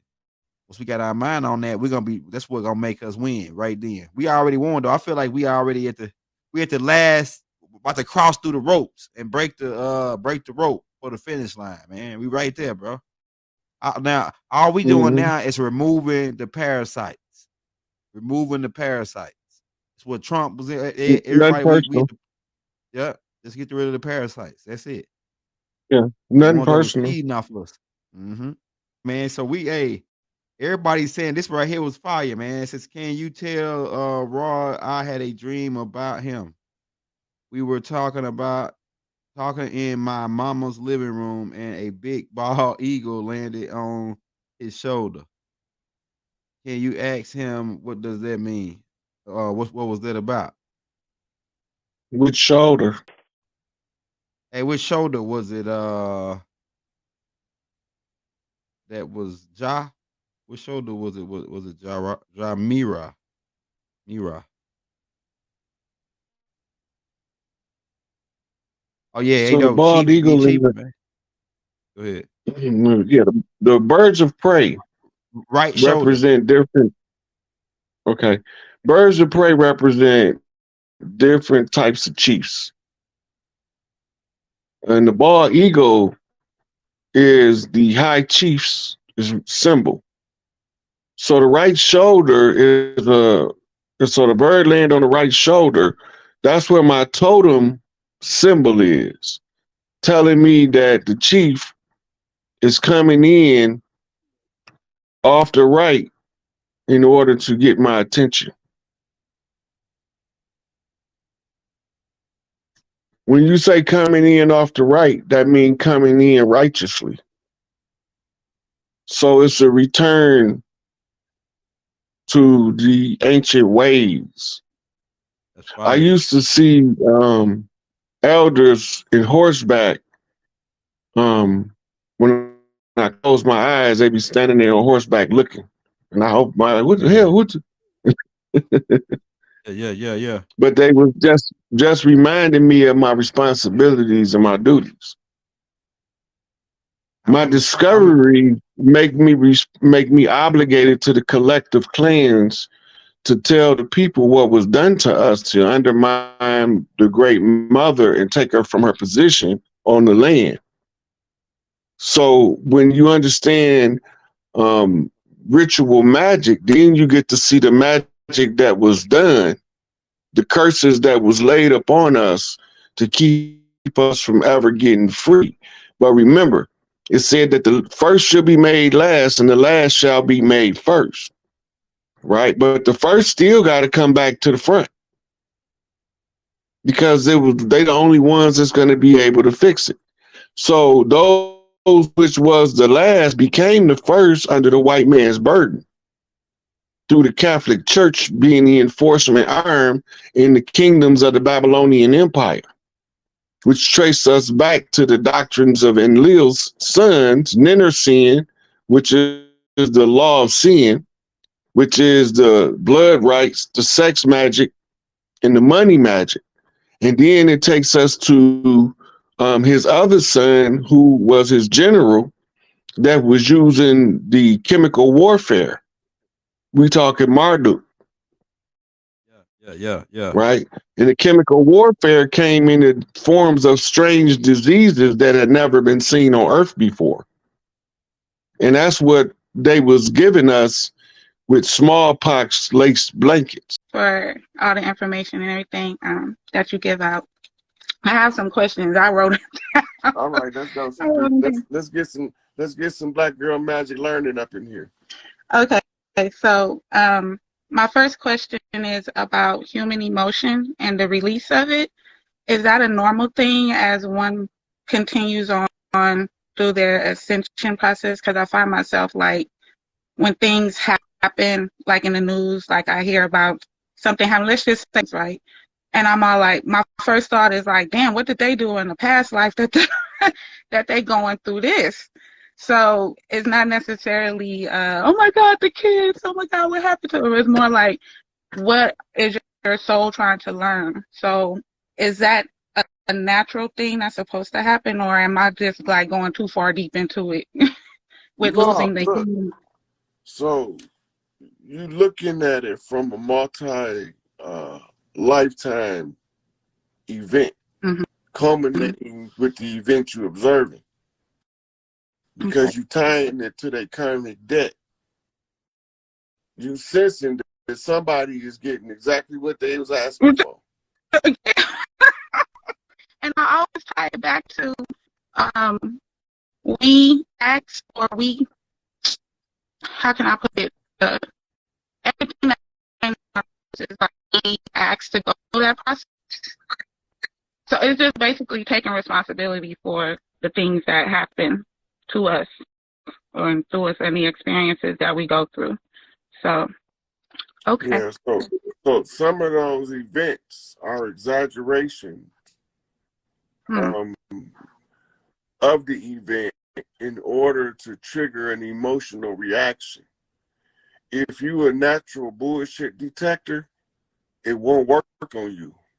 And it can't draw your sorrows out of you for the event because you can read behind the scenes of something else going on. Yes. So DJ Quick got a verse in one of his songs from the 90s saying Columbine ain't nothing new. In Compton, they shoot up schools too. Yeah. They cruise through trying to see who's wearing red and who's blue.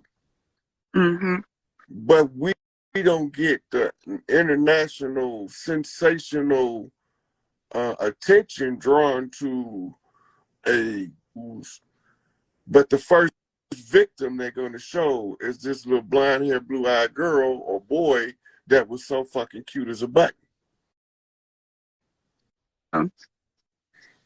Yeah, so all of those are rituals. The sensationalism of the tells you where they want your attention focused at. It's the David Copperfield finna make an elephant disappear. It's on the marquee. The great illusionist, David Copperfield, makes elephant disappear. Now, we get ready to go into the doors. Everybody's saying before they go in there, I'm going to see the trick. So they already know by reading the sign, it's an illusion. He ain't finna make no fucking elephant disappear. But he gonna make it look like the elephant disappeared. So now everybody swear they're not gonna get tricked. And then the curtain come down and the elephant fucking gone. Where'd he go? I thought you said he wasn't gonna trick your dumb ass. So one of the 6 senses of a female when she becomes a mother, she becomes a human bullshit detector because it's a defense mechanism to protect her children from people with bullshit on their mind. She get a sensation in the pit of her stomach, and then she asks herself, what the fuck is that? And then she hear the voice of her big mama say, don't trust that nigga around your kids. That's the same thing when you see these sensationalized events. Why you don't respond the way they want you to, because your mama's senses is turned on. And you know, every one of these kids is classified as bipolar under the care of a psychiatrist or psychologist. Anybody studied MK Ultra know that they do sleeper soldiers and they narcotize them in studies, and they found they was the most effective sleeper agents to activate. That's all MK Ultra information from the 50s. And they running the shit on us in the 90s and the 2000s. Right? So then they can send their sleeper cells to do the dirt. It's a false flag event, but people really got hurt. Yeah. So then they sensationalize it in order to draw your attention away from the elephant they about to make not disappear. That way you can't see where your shit at.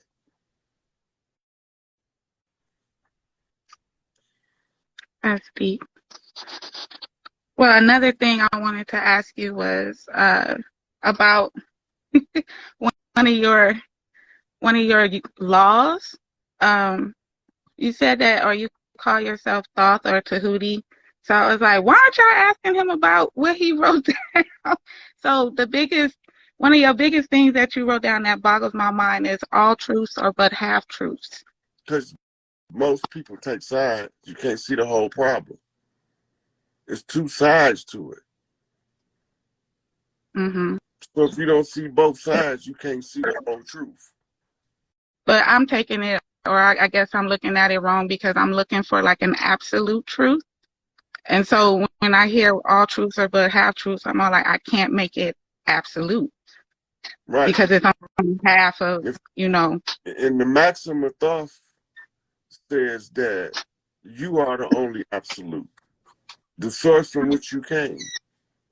All other things is one side or the other of a reflection of that absolute truth.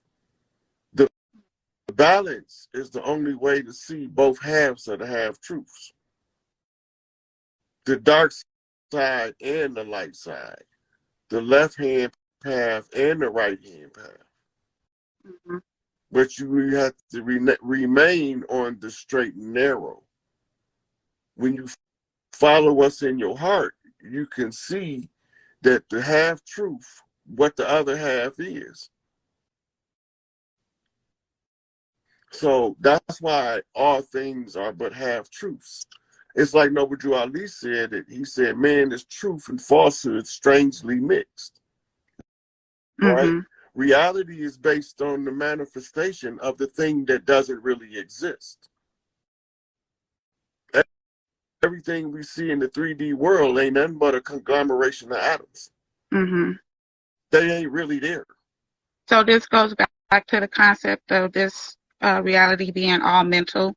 It's basically it's a mental projection from a group of gods to create a holographic reality. The layout is Metatron's cube. Okay, which is a square. It's the star of life. Okay. The 6-point star in the circle, but it's really the star of life. It's two pyramids interlocking with each other. Mm-hmm. Right? Mm-hmm. That's the holographic imagery that begins the foundation to build on. Now, we creating a hologram, but the collective of the gods have to agree to maintain the hologram. So these are what we call the 4 pillars of the earth, which is the 4 great gods of the earth, which is Isis, Osiris, Tahuti, and Ra. Right? So the great mother and the great father raised the wise son, right, to reflect the great father Ra. As a son on earth, we produce as the sky, mother creator, Big Mama, produce as the center of the solar system. Right? So the gods collectively hold the hologram in place. And then when the hologram comes into disorder, then the gods manifest in human form to inform the humans of how to restore order. When they get the message has to reach critical mass of the chosen ones to redeem the clans and to make everything reverse back. It's a reset. Is this happening like, is this what we would call the epoch? Yeah. So every 24,000 years, it resets over? Okay, that's what I was thinking. And that's why in the book of Thoth it said, I won't be back for some thousands of years. Yeah, okay, cool. One thing I was noticing is when I was meditating one time, I came up out of meditation and I wasn't using my third eye. I was using these 2 eyes and I saw the number 3 and it was going down, like looking like how the matrix is set up, that green line stuff. Was I seeing the code? The streamer? I was actually seeing the code of the room that I was in? Okay. Well, you were seeing the streamer. The streamer was answering something that you put in the energy field. You were psychic sensitive. Yeah, I figured that. But you haven't trained your senses. No. So when your answers come, you can't translate them. You feel what they mean, but you can't explain it. Yeah. And it just happens randomly too. Like one day I was just looking at TV. I wasn't even meditating. I looked off to the side and it looked like it was a projector screen and it was just floating in midair, and I could see what somebody was doing. I could see them talking to the people in their house. I could see that they were looking at TV, the computer, and all this other stuff, but they couldn't see me. Just, you know, what the heck. But it has been so much.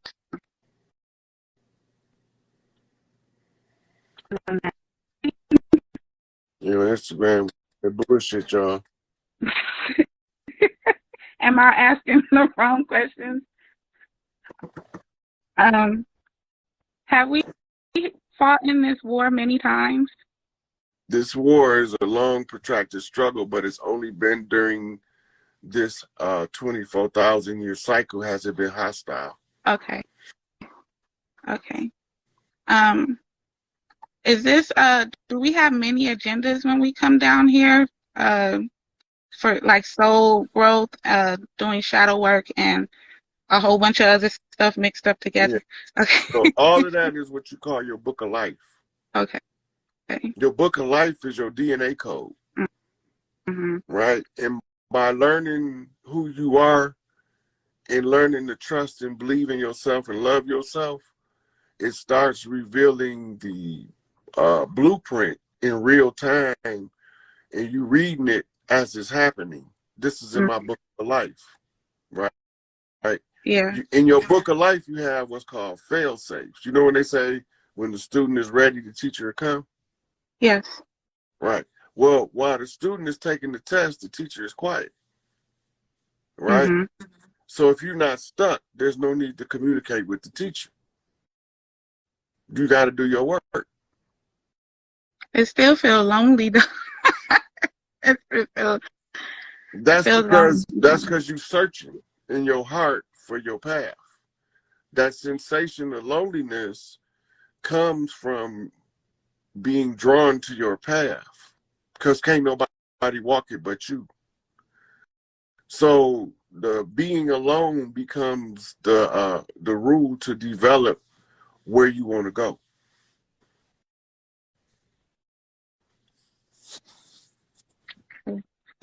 Right. That's where you map out your best life scenario. That's where you get to read the final chapter in your book of life for this earth realm. And then you work towards the end from where you at. You fill in the gap. That's part of the learning to love yourself, because while you're looking for validation to relieve the loneliness externally, you can't never validate yourself to be whole, so that it'll automatically attract what you need, and the loneliness won't come into play. Okay. One more question. I've been having like this feeling, I think it's because of my natal chart. I have a more humanitarian type of vibe going on. And when this new earth happens, what's going to happen to those that don't make it? Are they going to be in like a waiting state and before they're able to incarnate back on here? But it's not going to be a 3D realm. It's going to be a 5D realm, right? It's going to still look the same.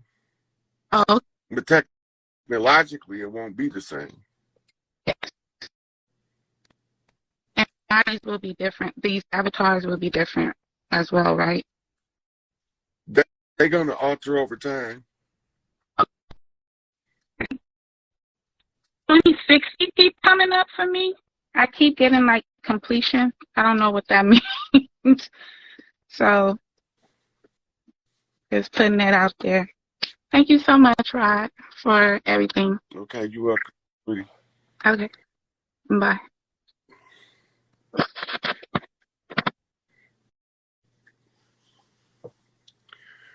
So she was talking about the self-work aspects, learning who you is. The goal is to learn how to read your book of life, and then you can follow the pattern to your best life with the least amount of resistance. But if you don't read it, you're going to bump into every obstacle till you get down the right path. So you're going to either walk the road blindly, or you're going to open up the path and walk the road and with your eyes wide open, even when they shut, because you have a plan, right? So old saying, those who fail to plan has planned to fail, because you're going to have a plan whether you develop it or not, right? So when you put all of this shit together, we get a whole nother level of understanding and growth from a spiritual perspective to aid in the overall development of the human. So we going into uncharted territory. So the genetics is a motherfucker, and inviting the right species to complement the DNA in order to correct the birth defect anomalies to prevent people from ascending and balancing these energies. Whew, that's some testy shit. Okay, I got 5 questions.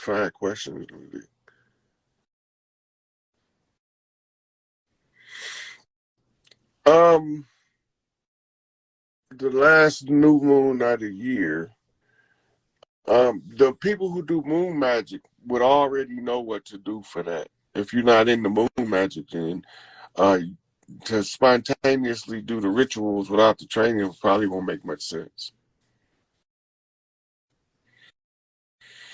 So the problem with the children that's prone to suicide is they going through transitional phases and nobody told them that the shit's supposed to get hard, so they're not prepared for it.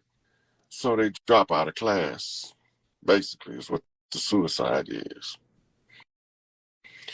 The Grand Canyon is not connected to Arizona by geography. It's connected by a stargate. There was a stargate in Arizona that came out in Cairo by the pyramid complex. We in Atlantis, Lemuria, a whole different landmass is no longer present. It's under the ice in Antarctica. Shangri-La, I'm not too versed on that one. Listen, there is no philosopher or scholar that existed in the BC period and early AD period that didn't finish their master studies up in Alexandria. That's right. Go ahead. Hey, this right here book look fire too. The ancient This is a collection of 5 or 6 books, maybe 7. Hey, go ahead, bro. You got another book you want me to pull up before we go to the next one? While we up in this? Yeah, you might as well pull up the Holy Science. Okay, the Holy Science. So in here he gives you a blueprint of the collective conscious, and when you meditate, how to move through the unconscious. See the man with the beard in the first picture? Yeah. Damn, bro. How you be knowing all these damn books, bro? You got more books in your head than the damn library, bro. All sleeping quarters. Yeah. Right. So this is the Longhouse of War. That would have been the Gullah Geechee Big Mama that called us over here. She would have had the tribesmen come in and build this longhouse so that we have sleeping quarters at the war. Okay. Right. Okay. So we would have had the longhouse, then we would have had the red house would have been for the daughters, and the blue house would have been for the sons. This is how you get your different rites of passage. Then you had babies that was too young to live with the boys, and they stayed extra time in the red house. That became the sons of the red house. Okay. These are all traditions around the world that were usurped and organized under ritual rites of secret societies. When you know your culture, when you read it back to the people, they understand what's going on the land. Right? So the Iroquois Constitution was the codified oral speeches that somebody overheard and wrote them down in a longhouse meeting. And that's how they end up with a constitution.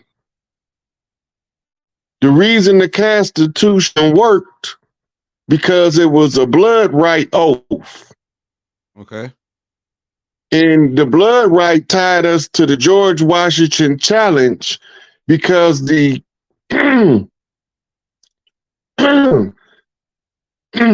the Constitution, the original Constitution, was taken away and rewritten in the blood of a guy named Crispus Attucks. Type him in.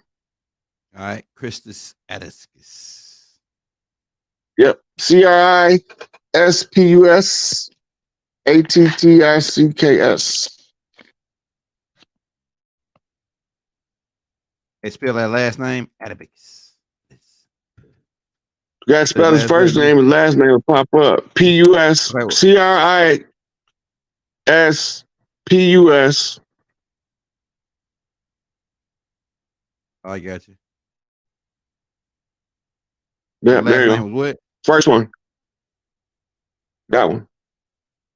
A Nubian brother. You see the one right there with the writing on it to tell you a little bit about him? Yep. Yeah, free black man living in Boston. Blow that up. All right, let me see. Can I blow it up for you? We can't go for that free black man junk no more, man. They hustle on. That's that hustle game. Yeah, free black man living in Boston during the time of Boston massacre. Possible descendant of the Wampanoag Indians, and yeah, we know he a descendant. I know possible. They burning their game, and the African American slaves were referred in the Martin Luther King Jr.'s 1964 speech. Died instantly from a bullet at the Boston massacre. You know that was a setup, Rod.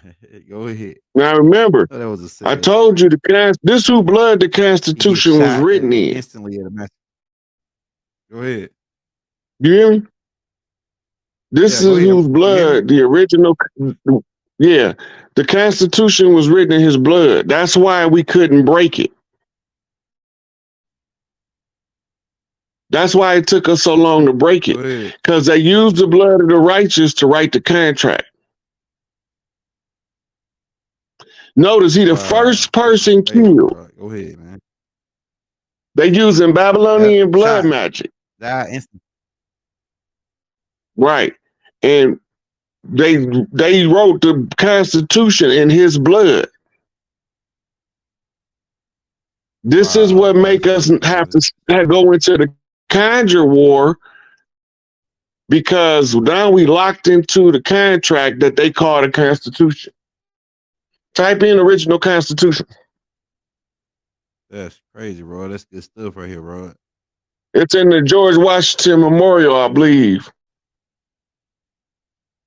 Your mitochondrial frequency is putting more energy into your DNA, which is making your auric field expand out further than it normally would. You're moving into what you call your matriarchal position now, which is a high mother's seat. Right, so your mother instincts are sharp, keen, and you protective of the children, and these are the things that's driving your mitochondria to continuously expand this energy into the DNA. When this happens, your chakras, right? Your chakras are gotta have to be aligned. If they don't, then the harmony is in disarray. Once you start aligning the chakras, it plays a beautiful musical symphony. The songs are the spheres, which is all chakras playing in harmony together. And it's a combination of grounding, spiritual baths, and cleanses. And you got the cleanses out the way. So now you just at the spiritual baths and the grounding and the me time. You got to have your me time. Because that's where you start to reorganize all of that stuff in your me time. Okay. I appreciate the call, sis. Yes, thanks. Peace, All right, peace. thank you. Peace, All right. peace. All right, let's get to the next caller. Let's get to Miko. Miko. What's up, Miko? You got a question? Yeah. You live on stage, girl. Miko. I don't think she knows. She I can't hear you. I can't hear you. Are you on mute? I can't hear you. It's her computer. She's not on mute on my end. We can't hear you, Miko. Yeah, Miko, we can't hear you. All right, Miko, I'm going to have to let you go. Let me see if she...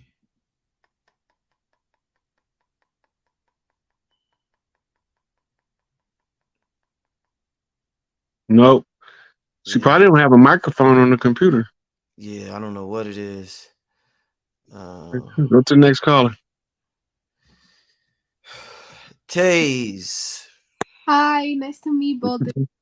My name is how you say your name? Thais. Thais. All right. What's your question, Thais? So everyone has a very different opinion on this, but I just want to hear your take on it, Rod Hayes, because you're an extremely smart person. So I just want to hear what you have to say.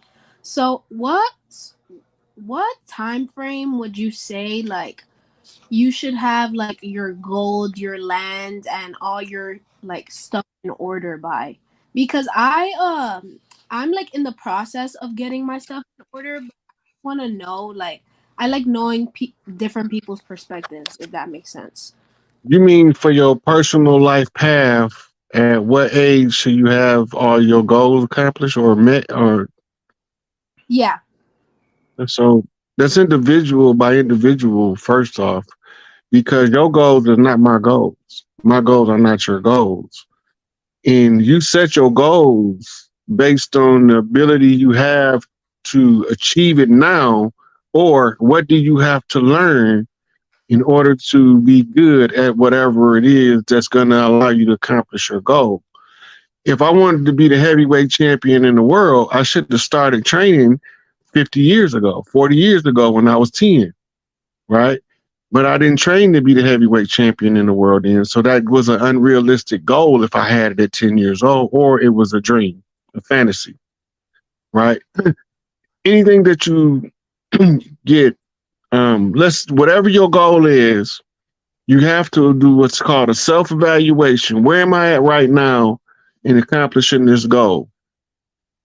Right? What do I know about it? I want to be a hair tech, but I ain't never did hair a day in my life. Well, the first thing I need to do is find somewhere where somebody can teach me the basics of doing hair. Right? Because I can't set a goal to be a hair tech with my own salon and I can't do hair. I can get the salon, but I wanted to be the tech that's doing it. I can't participate in. That's an unrealistic expectation.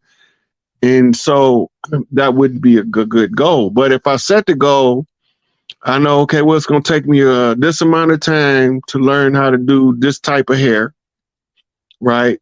And then from there, it's going to take me this amount of time to implement a business model that allows me to get to that part where now I've successfully become a nail tech with my own salon, right? So it becomes your ability to map and plot your program determines when it's the attainability of the goal.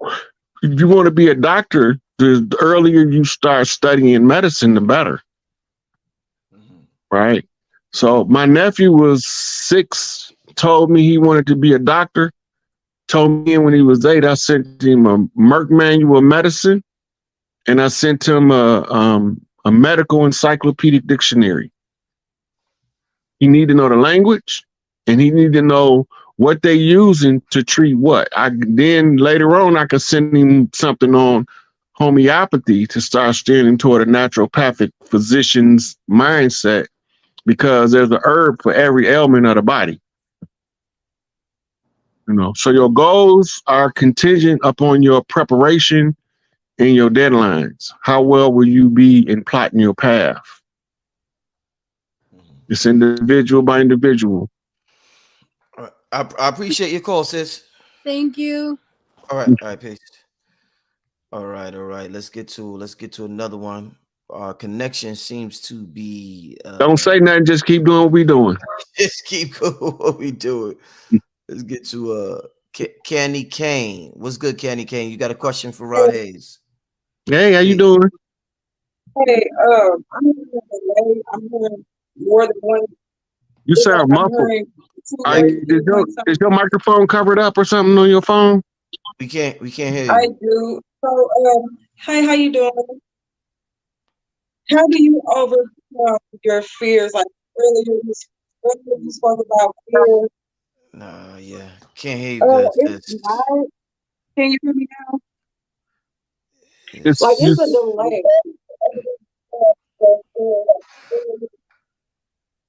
Yeah, man. Can you hear me? So you asked for strategies on how to overcome fears, right? Yes, and how do you spiritually protect yourself? Okay, so spiritual protection falls under the category of psychic self-defense. There's a lot of different ways you can do that. The basics of spiritual baths and grounding are the most basic forms of psychic self-defense you can do. The next things that you need to learn how to do is take spiritual baths to clean your spiritual self, just like you do your physical self. You learn all this stuff, and it helps you to be able to develop psychic self-defense until you start learning other methods. Like, you got candle magic for defense, incense magic, you have oil magic, you have Florida water magic. All these different forms of protections that you can use. Crystal magic is one of the best, and protection stones. So you studying things spiritually to help you protect yourself spiritually, right? So it falls under psychic self-defense. Protect the mind, protect the spirit.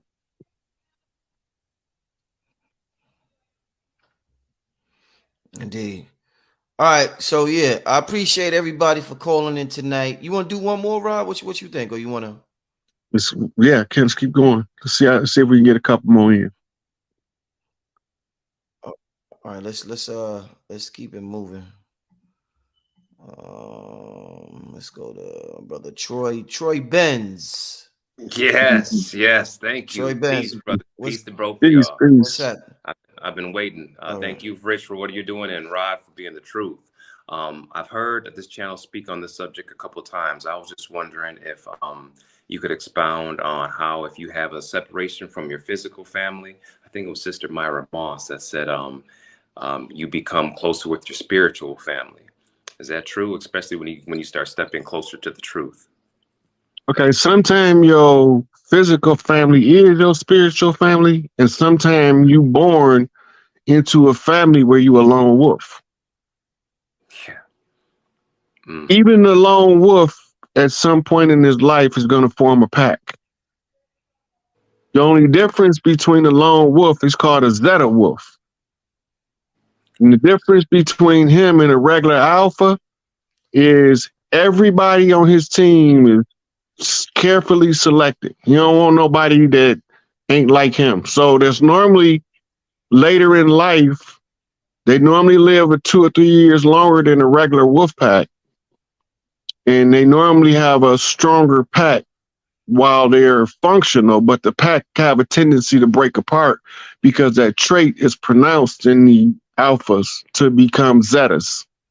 To become the lone wolf, then that's because they have the drive to form their own pack and to be the leader of their own crew, their own clan. This how you have high chiefs, then you got scout chiefs, you got local chiefs, and then you got national chiefs. That's the easiest way for me to explain it. Like all of the chiefs on the land know, even if you don't know they chiefs, you know who Tukey is, you know who Larry Hoover is, you know who Angel Bay is. We all know who they is. Right? And out of the despised and rejected, they the most loved and most respected. Right? And that's us. That's how we know how to find us in the darkness. Hey, Troy, I appreciate your question, my brother. Appreciate y'all. Thank you. All right, peace. All right, let's keep it moving. Let's get to Bruja, the truth. What's going on, girl? Hey, you guys, how are you? Finally, I get to talk to you. Can you guys hear me okay? Yeah, it's kind of loud, but Very I can. good. Yeah, I do apologize. 1 second. So, I was watching the forum and kind of going, well, I don't have like a lot of questions. I'm glad a lot of people's things are being fulfilled, but I actually did find one thus far. I've been very privileged to have some amazing intuition and what I thought when I was walking my Christian walk, what was prophetic skills. I mean, they still are. And the universe just has a way of delivering things. So my biggest question is, because it was presented to me in the beginning of my walk, tarot cards. And I had a young lady that talked to who also experienced a very similar thing. And she kind of had some questions and doubts based on what we were told about them and how it was delivered to us. And I have them, and I've utilized them in the proper way and always made sure to meditate and do the things that were necessary. I've never gotten negative results, but I know that reading people and doing readings is it's a gift. And so I wanted to know where tarot cards fell for us in that particular instance. Well, when I'm talking to the chiefs, only the ones that come from priest lands do I recommend oracle reading. But tarot cards was created by Tahuti to learn the language for you to remote view and scroll creation. It's just a training set. You already have the skill. You just need a tool to help you train. Bodybuilders don't carry the weights on the stage with them. They just carry the result. Right? Well, when you doing tarot readings, you just got somebody in the gym.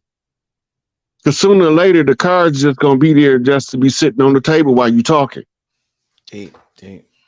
You know, that's just training wheels.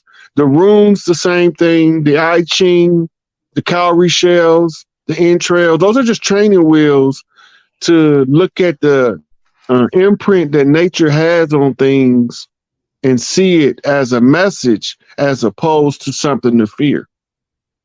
And most of these things are barred from us by a barrier of fear, by demonizing and villainizing them. I just got a new deck and I'm waiting on the deck to come in the mail. I got 3 decks in 1 week.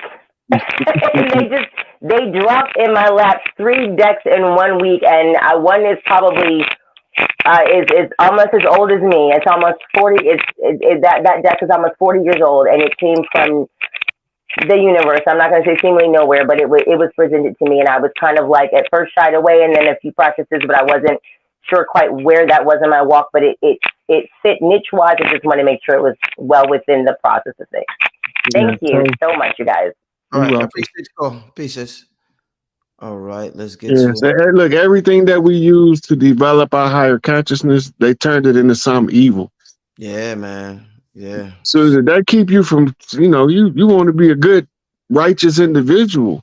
I ain't give a fuck, but you want to be a good, righteous individual. So you're trying to do everything that the belief system you fall in says is right and righteous. And it puts the barrier of fear in a position where if you're trying to be righteous, you don't even want to look over there. That's called getting stuck to the right. You can't even find out if you're getting the truth because you're so busy trying to be righteous. You overcompensating for the right. Right? You stuck to the right. That's how you get deceived being righteous. You can be righteous. This right here with Lil Pump. Yeah. So and then not to mention he pardoned Kodak Black. I don't know what that was about. And Kodak Black must have, he pardoned Kodak Black, Lil Wayne, a couple more other guys, man, in the rap game. Look, y'all gonna sleep on Kodak Black. Kodak Black his family's totem is the black bear. Okay. And they little, they ferocious, and they smart. Like a koala. Don't sleep on Kodak Black. Don't sleep on Kodak Black because talk a little like this here. You don't really know what nigga be saying. Kodak Black up in you. Man, don't pay that country boys, man. We find a way to always seem dumber than our mark. That's always gonna keep us in the position of outsmarting the motherfuckers that thought they were smart. Yeah. Because they underestimate our intelligence. Because we have a country slang, a country drawl, right? But this is why my parents, one of my things my father said to me, he said we had to move you to the city so you didn't talk with that country drawl. Okay, go ahead. Right? He said, because people tend to think that you ignorant if you talk with the country drawl. So I decided to add colorful epithets because that's a family tradition. Mm-hmm. Right? Them F-bombs I be dropping. Right? That's to express the discontent with the politics. Because there's no way that I can stand here and be politically correct when the politics is all wrong. Mm-hmm. Mm-hmm. You gotta shock consciousness sometimes in order to make people pay attention to the absurdity of the go along, get along dynamic. Mm-hmm. Mm-hmm. Right? So Trump is the reenactment of the JFK. JFK had a whole program that he would have been able to play out had he not been assassinated. Mm-hmm. And it was turning the world's military into peacekeeping forces. And instead of going to war with everybody, we would be trying to feed, clothe, and shelter as many people as possible. But not just food, clothing, and shelter, develop the area around what the area develops, if you know what I mean. So one of the things that I was going to teach, like in parts of Africa, I was going to teach rabbit farming because you can harvest large quantities of meat in a short turnover time. And you can, you know, do this consistently under the farming conditions to industrialize third world nations. The whole thing is we wanted to use individual farms and not use slaughterhouse networks. That means only feed the people in your area, because that way you can feed on demand. You don't have to just be senselessly killing. Do you know how much of that shit that go to waste every year? Right. Go ahead. Right. So they killing thousands and thousands of cows, but only hundreds are being eaten. Right. So this is an offset because most of it go bad one way or another. Either we cook it and don't eat it all. Right. Sometimes we cook it. Sometimes we leave it in the refrigerator too long and it go bad. Sometimes it go bad at the stores. Right. And then they have to get rid of it. Right. So all that's excessive killing that's bringing negative energy to bring the people's senses to this level of savagery is part of the Babylonian blood magic. So that's why all these slaughterhouses is being shut down. So when we going back to the Divine Mother, we know Melania knew how to flip the sands as the first lady. She was mirroring Jackie Onassis. And Jackie Onassis was in office when the mother of the Nation of Islam was Clara Muhammad. That means that the mother of the Nation of Islam today would be Khadija Muhammad. If the mirror is accurate, that would update the Black Madonna data to bring us into a more modern time to determine the accuracy of the information. The only thing we got to verify, as we did this before, is that she got to have a daughter named Madonna in order to claim herself as the Black Madonna, which make her be Khadijah, mother of the righteous. Right? So you go on a scavenger hunt. So type in Donna Farrakhan. Let's just see if she got a daughter.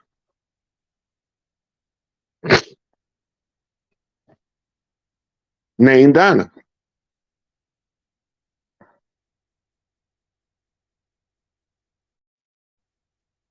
Now I'm gonna use my family to fact check this. I'm gonna show you how it worked.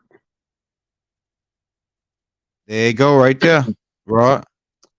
So this is Donna Farrakhan, daughter of the minister Elijah. I mean the minister Farrakhan and mother Khadijah. Right? You see the picture of her right there with the green on, second from where you at. This one right now, here? remember I told you, no, the one you had just before this. Right here. Right there. Yeah, that. Now remember, I told you in order for me to fact check this, it has to match something in my family. I have to be able to do what's called a family flip to verify the information, and then I'll know that I'm accurate. Can you zoom in on this picture? Man, we getting right into it, man. Hold on, can I blow it up? Hold up. Let's see. Dang, I want to do that. All right. Oh man. Okay, there. Hold on. Let me try something. Let me blow it up. Oh, Rod, it won't let me get it no bigger than that, Rod. I wonder what's going on. Well, let me try this. Skip. All right, hold on, Rod. I'm gonna try something else. Let me try to save it again, but I'm gonna save it in that folder. Save it. Let's save it in that folder right there. Unable to direct it. Oh, it's not gonna save it now. Wonder what's wrong with that picture there? Why I won't save? Hold on, let me try something else. Let's go. Let's just go to it. Let's go to it. All right, there you go right there. So when I do the mirrors, she look like my auntie Pam. Okay. Right. Pam flips map backwards. My auntie Pam have a daughter named Donna. Okay. Right. So Auntie Pam, it flips the map to match the Black Madonna off of a witch's brew on the knock to a knockback. Right. Okay. So her daughter Donna's favorite color is green, which is my mama's favorite color. Okay. Okay. Go ahead. Right. On the blue house knock to a red house knockback, the color that drapes the green represents my mama's favorite color over the red, which is my mama's home lodge, which is the red house, which is the house of the blood right. Okay. Right. So for other people, it doesn't mean what it means for me personally. But remember, we just turning the key on the Vatican to show you how the seats have been moved. Okay. Right. So if Mother Khadijah is Donna's mother, and Donna's mother for me had the map, then Donna Farrakhan's mother must be on the map. Go ahead.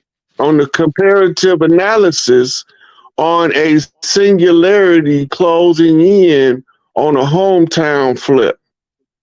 Okay. Right. So once we establish that we know who the four winds are, or the four kings, that's the four kingdoms. Go ahead. We know who is the opener of the way on the crooked man walking across the land. We know who returns with the mother plane, right? Go ahead. The mother plane is the mother's P lane, and the P lane is the pussy lane, and the pussy is the cat. And the cat is the black cat, and the black cat is the Black Panther. Go ahead. And the Black Panther is the symbol for the priests at war when they go into stealth mode. But the symbols represent the blackbird. on what we call the African house, the African crow. The African crow is represented as the blackbird returning from the crossroads. Okay. So type in, go to the crow, type in quotes. Go to quotes to the Google, type in crow quotes. Because at the end of the day, it got to take us back to who is God.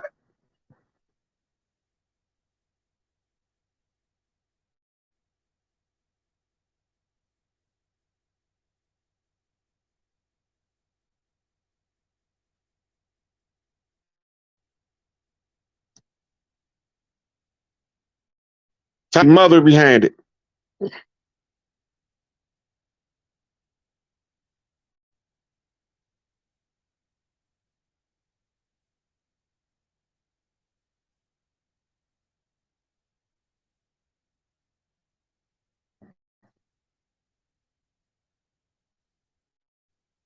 You can either read it there, or you can go to a fancy picture of it. All right, that's dropping it right there. So You know Eric, look, Eric Draven, right? Now look at the name. Eric in Akkadian is Europe. It means fire. The D is the fourth letter, but it represents a loaf in Kemet. This would be a D, would be a loaf of bread, right? And then you got Raven. Raven represents the bird. So the bird coming in on the 4. The 4 is the 4-corner shuffle, which is the 4 winds. And the 4 winds is setting the world on fire. Go ahead. And Mother is the name for God on the lips and hearts of all children. Boom. It's like that bomb effect right then. Do you understand? Morphine is bad for you. Your daughter is out there on the streets waiting for you. Quote the motherfucking Raven. Oh, yeah. So even the one that comes back for the Sibyls, see it? Yeah. With the black crow, right? From the African side, they come over here, and these sisters came out of a different house. You got the mama bear, right? You got the mama of the pumas, which we would call a Afeni Shakur, which would be a Black Panther, a chief in stealth. Go ahead. Right? So all of these mothers get together to restore the matriarchy in order to protect the children for the next 7 generations.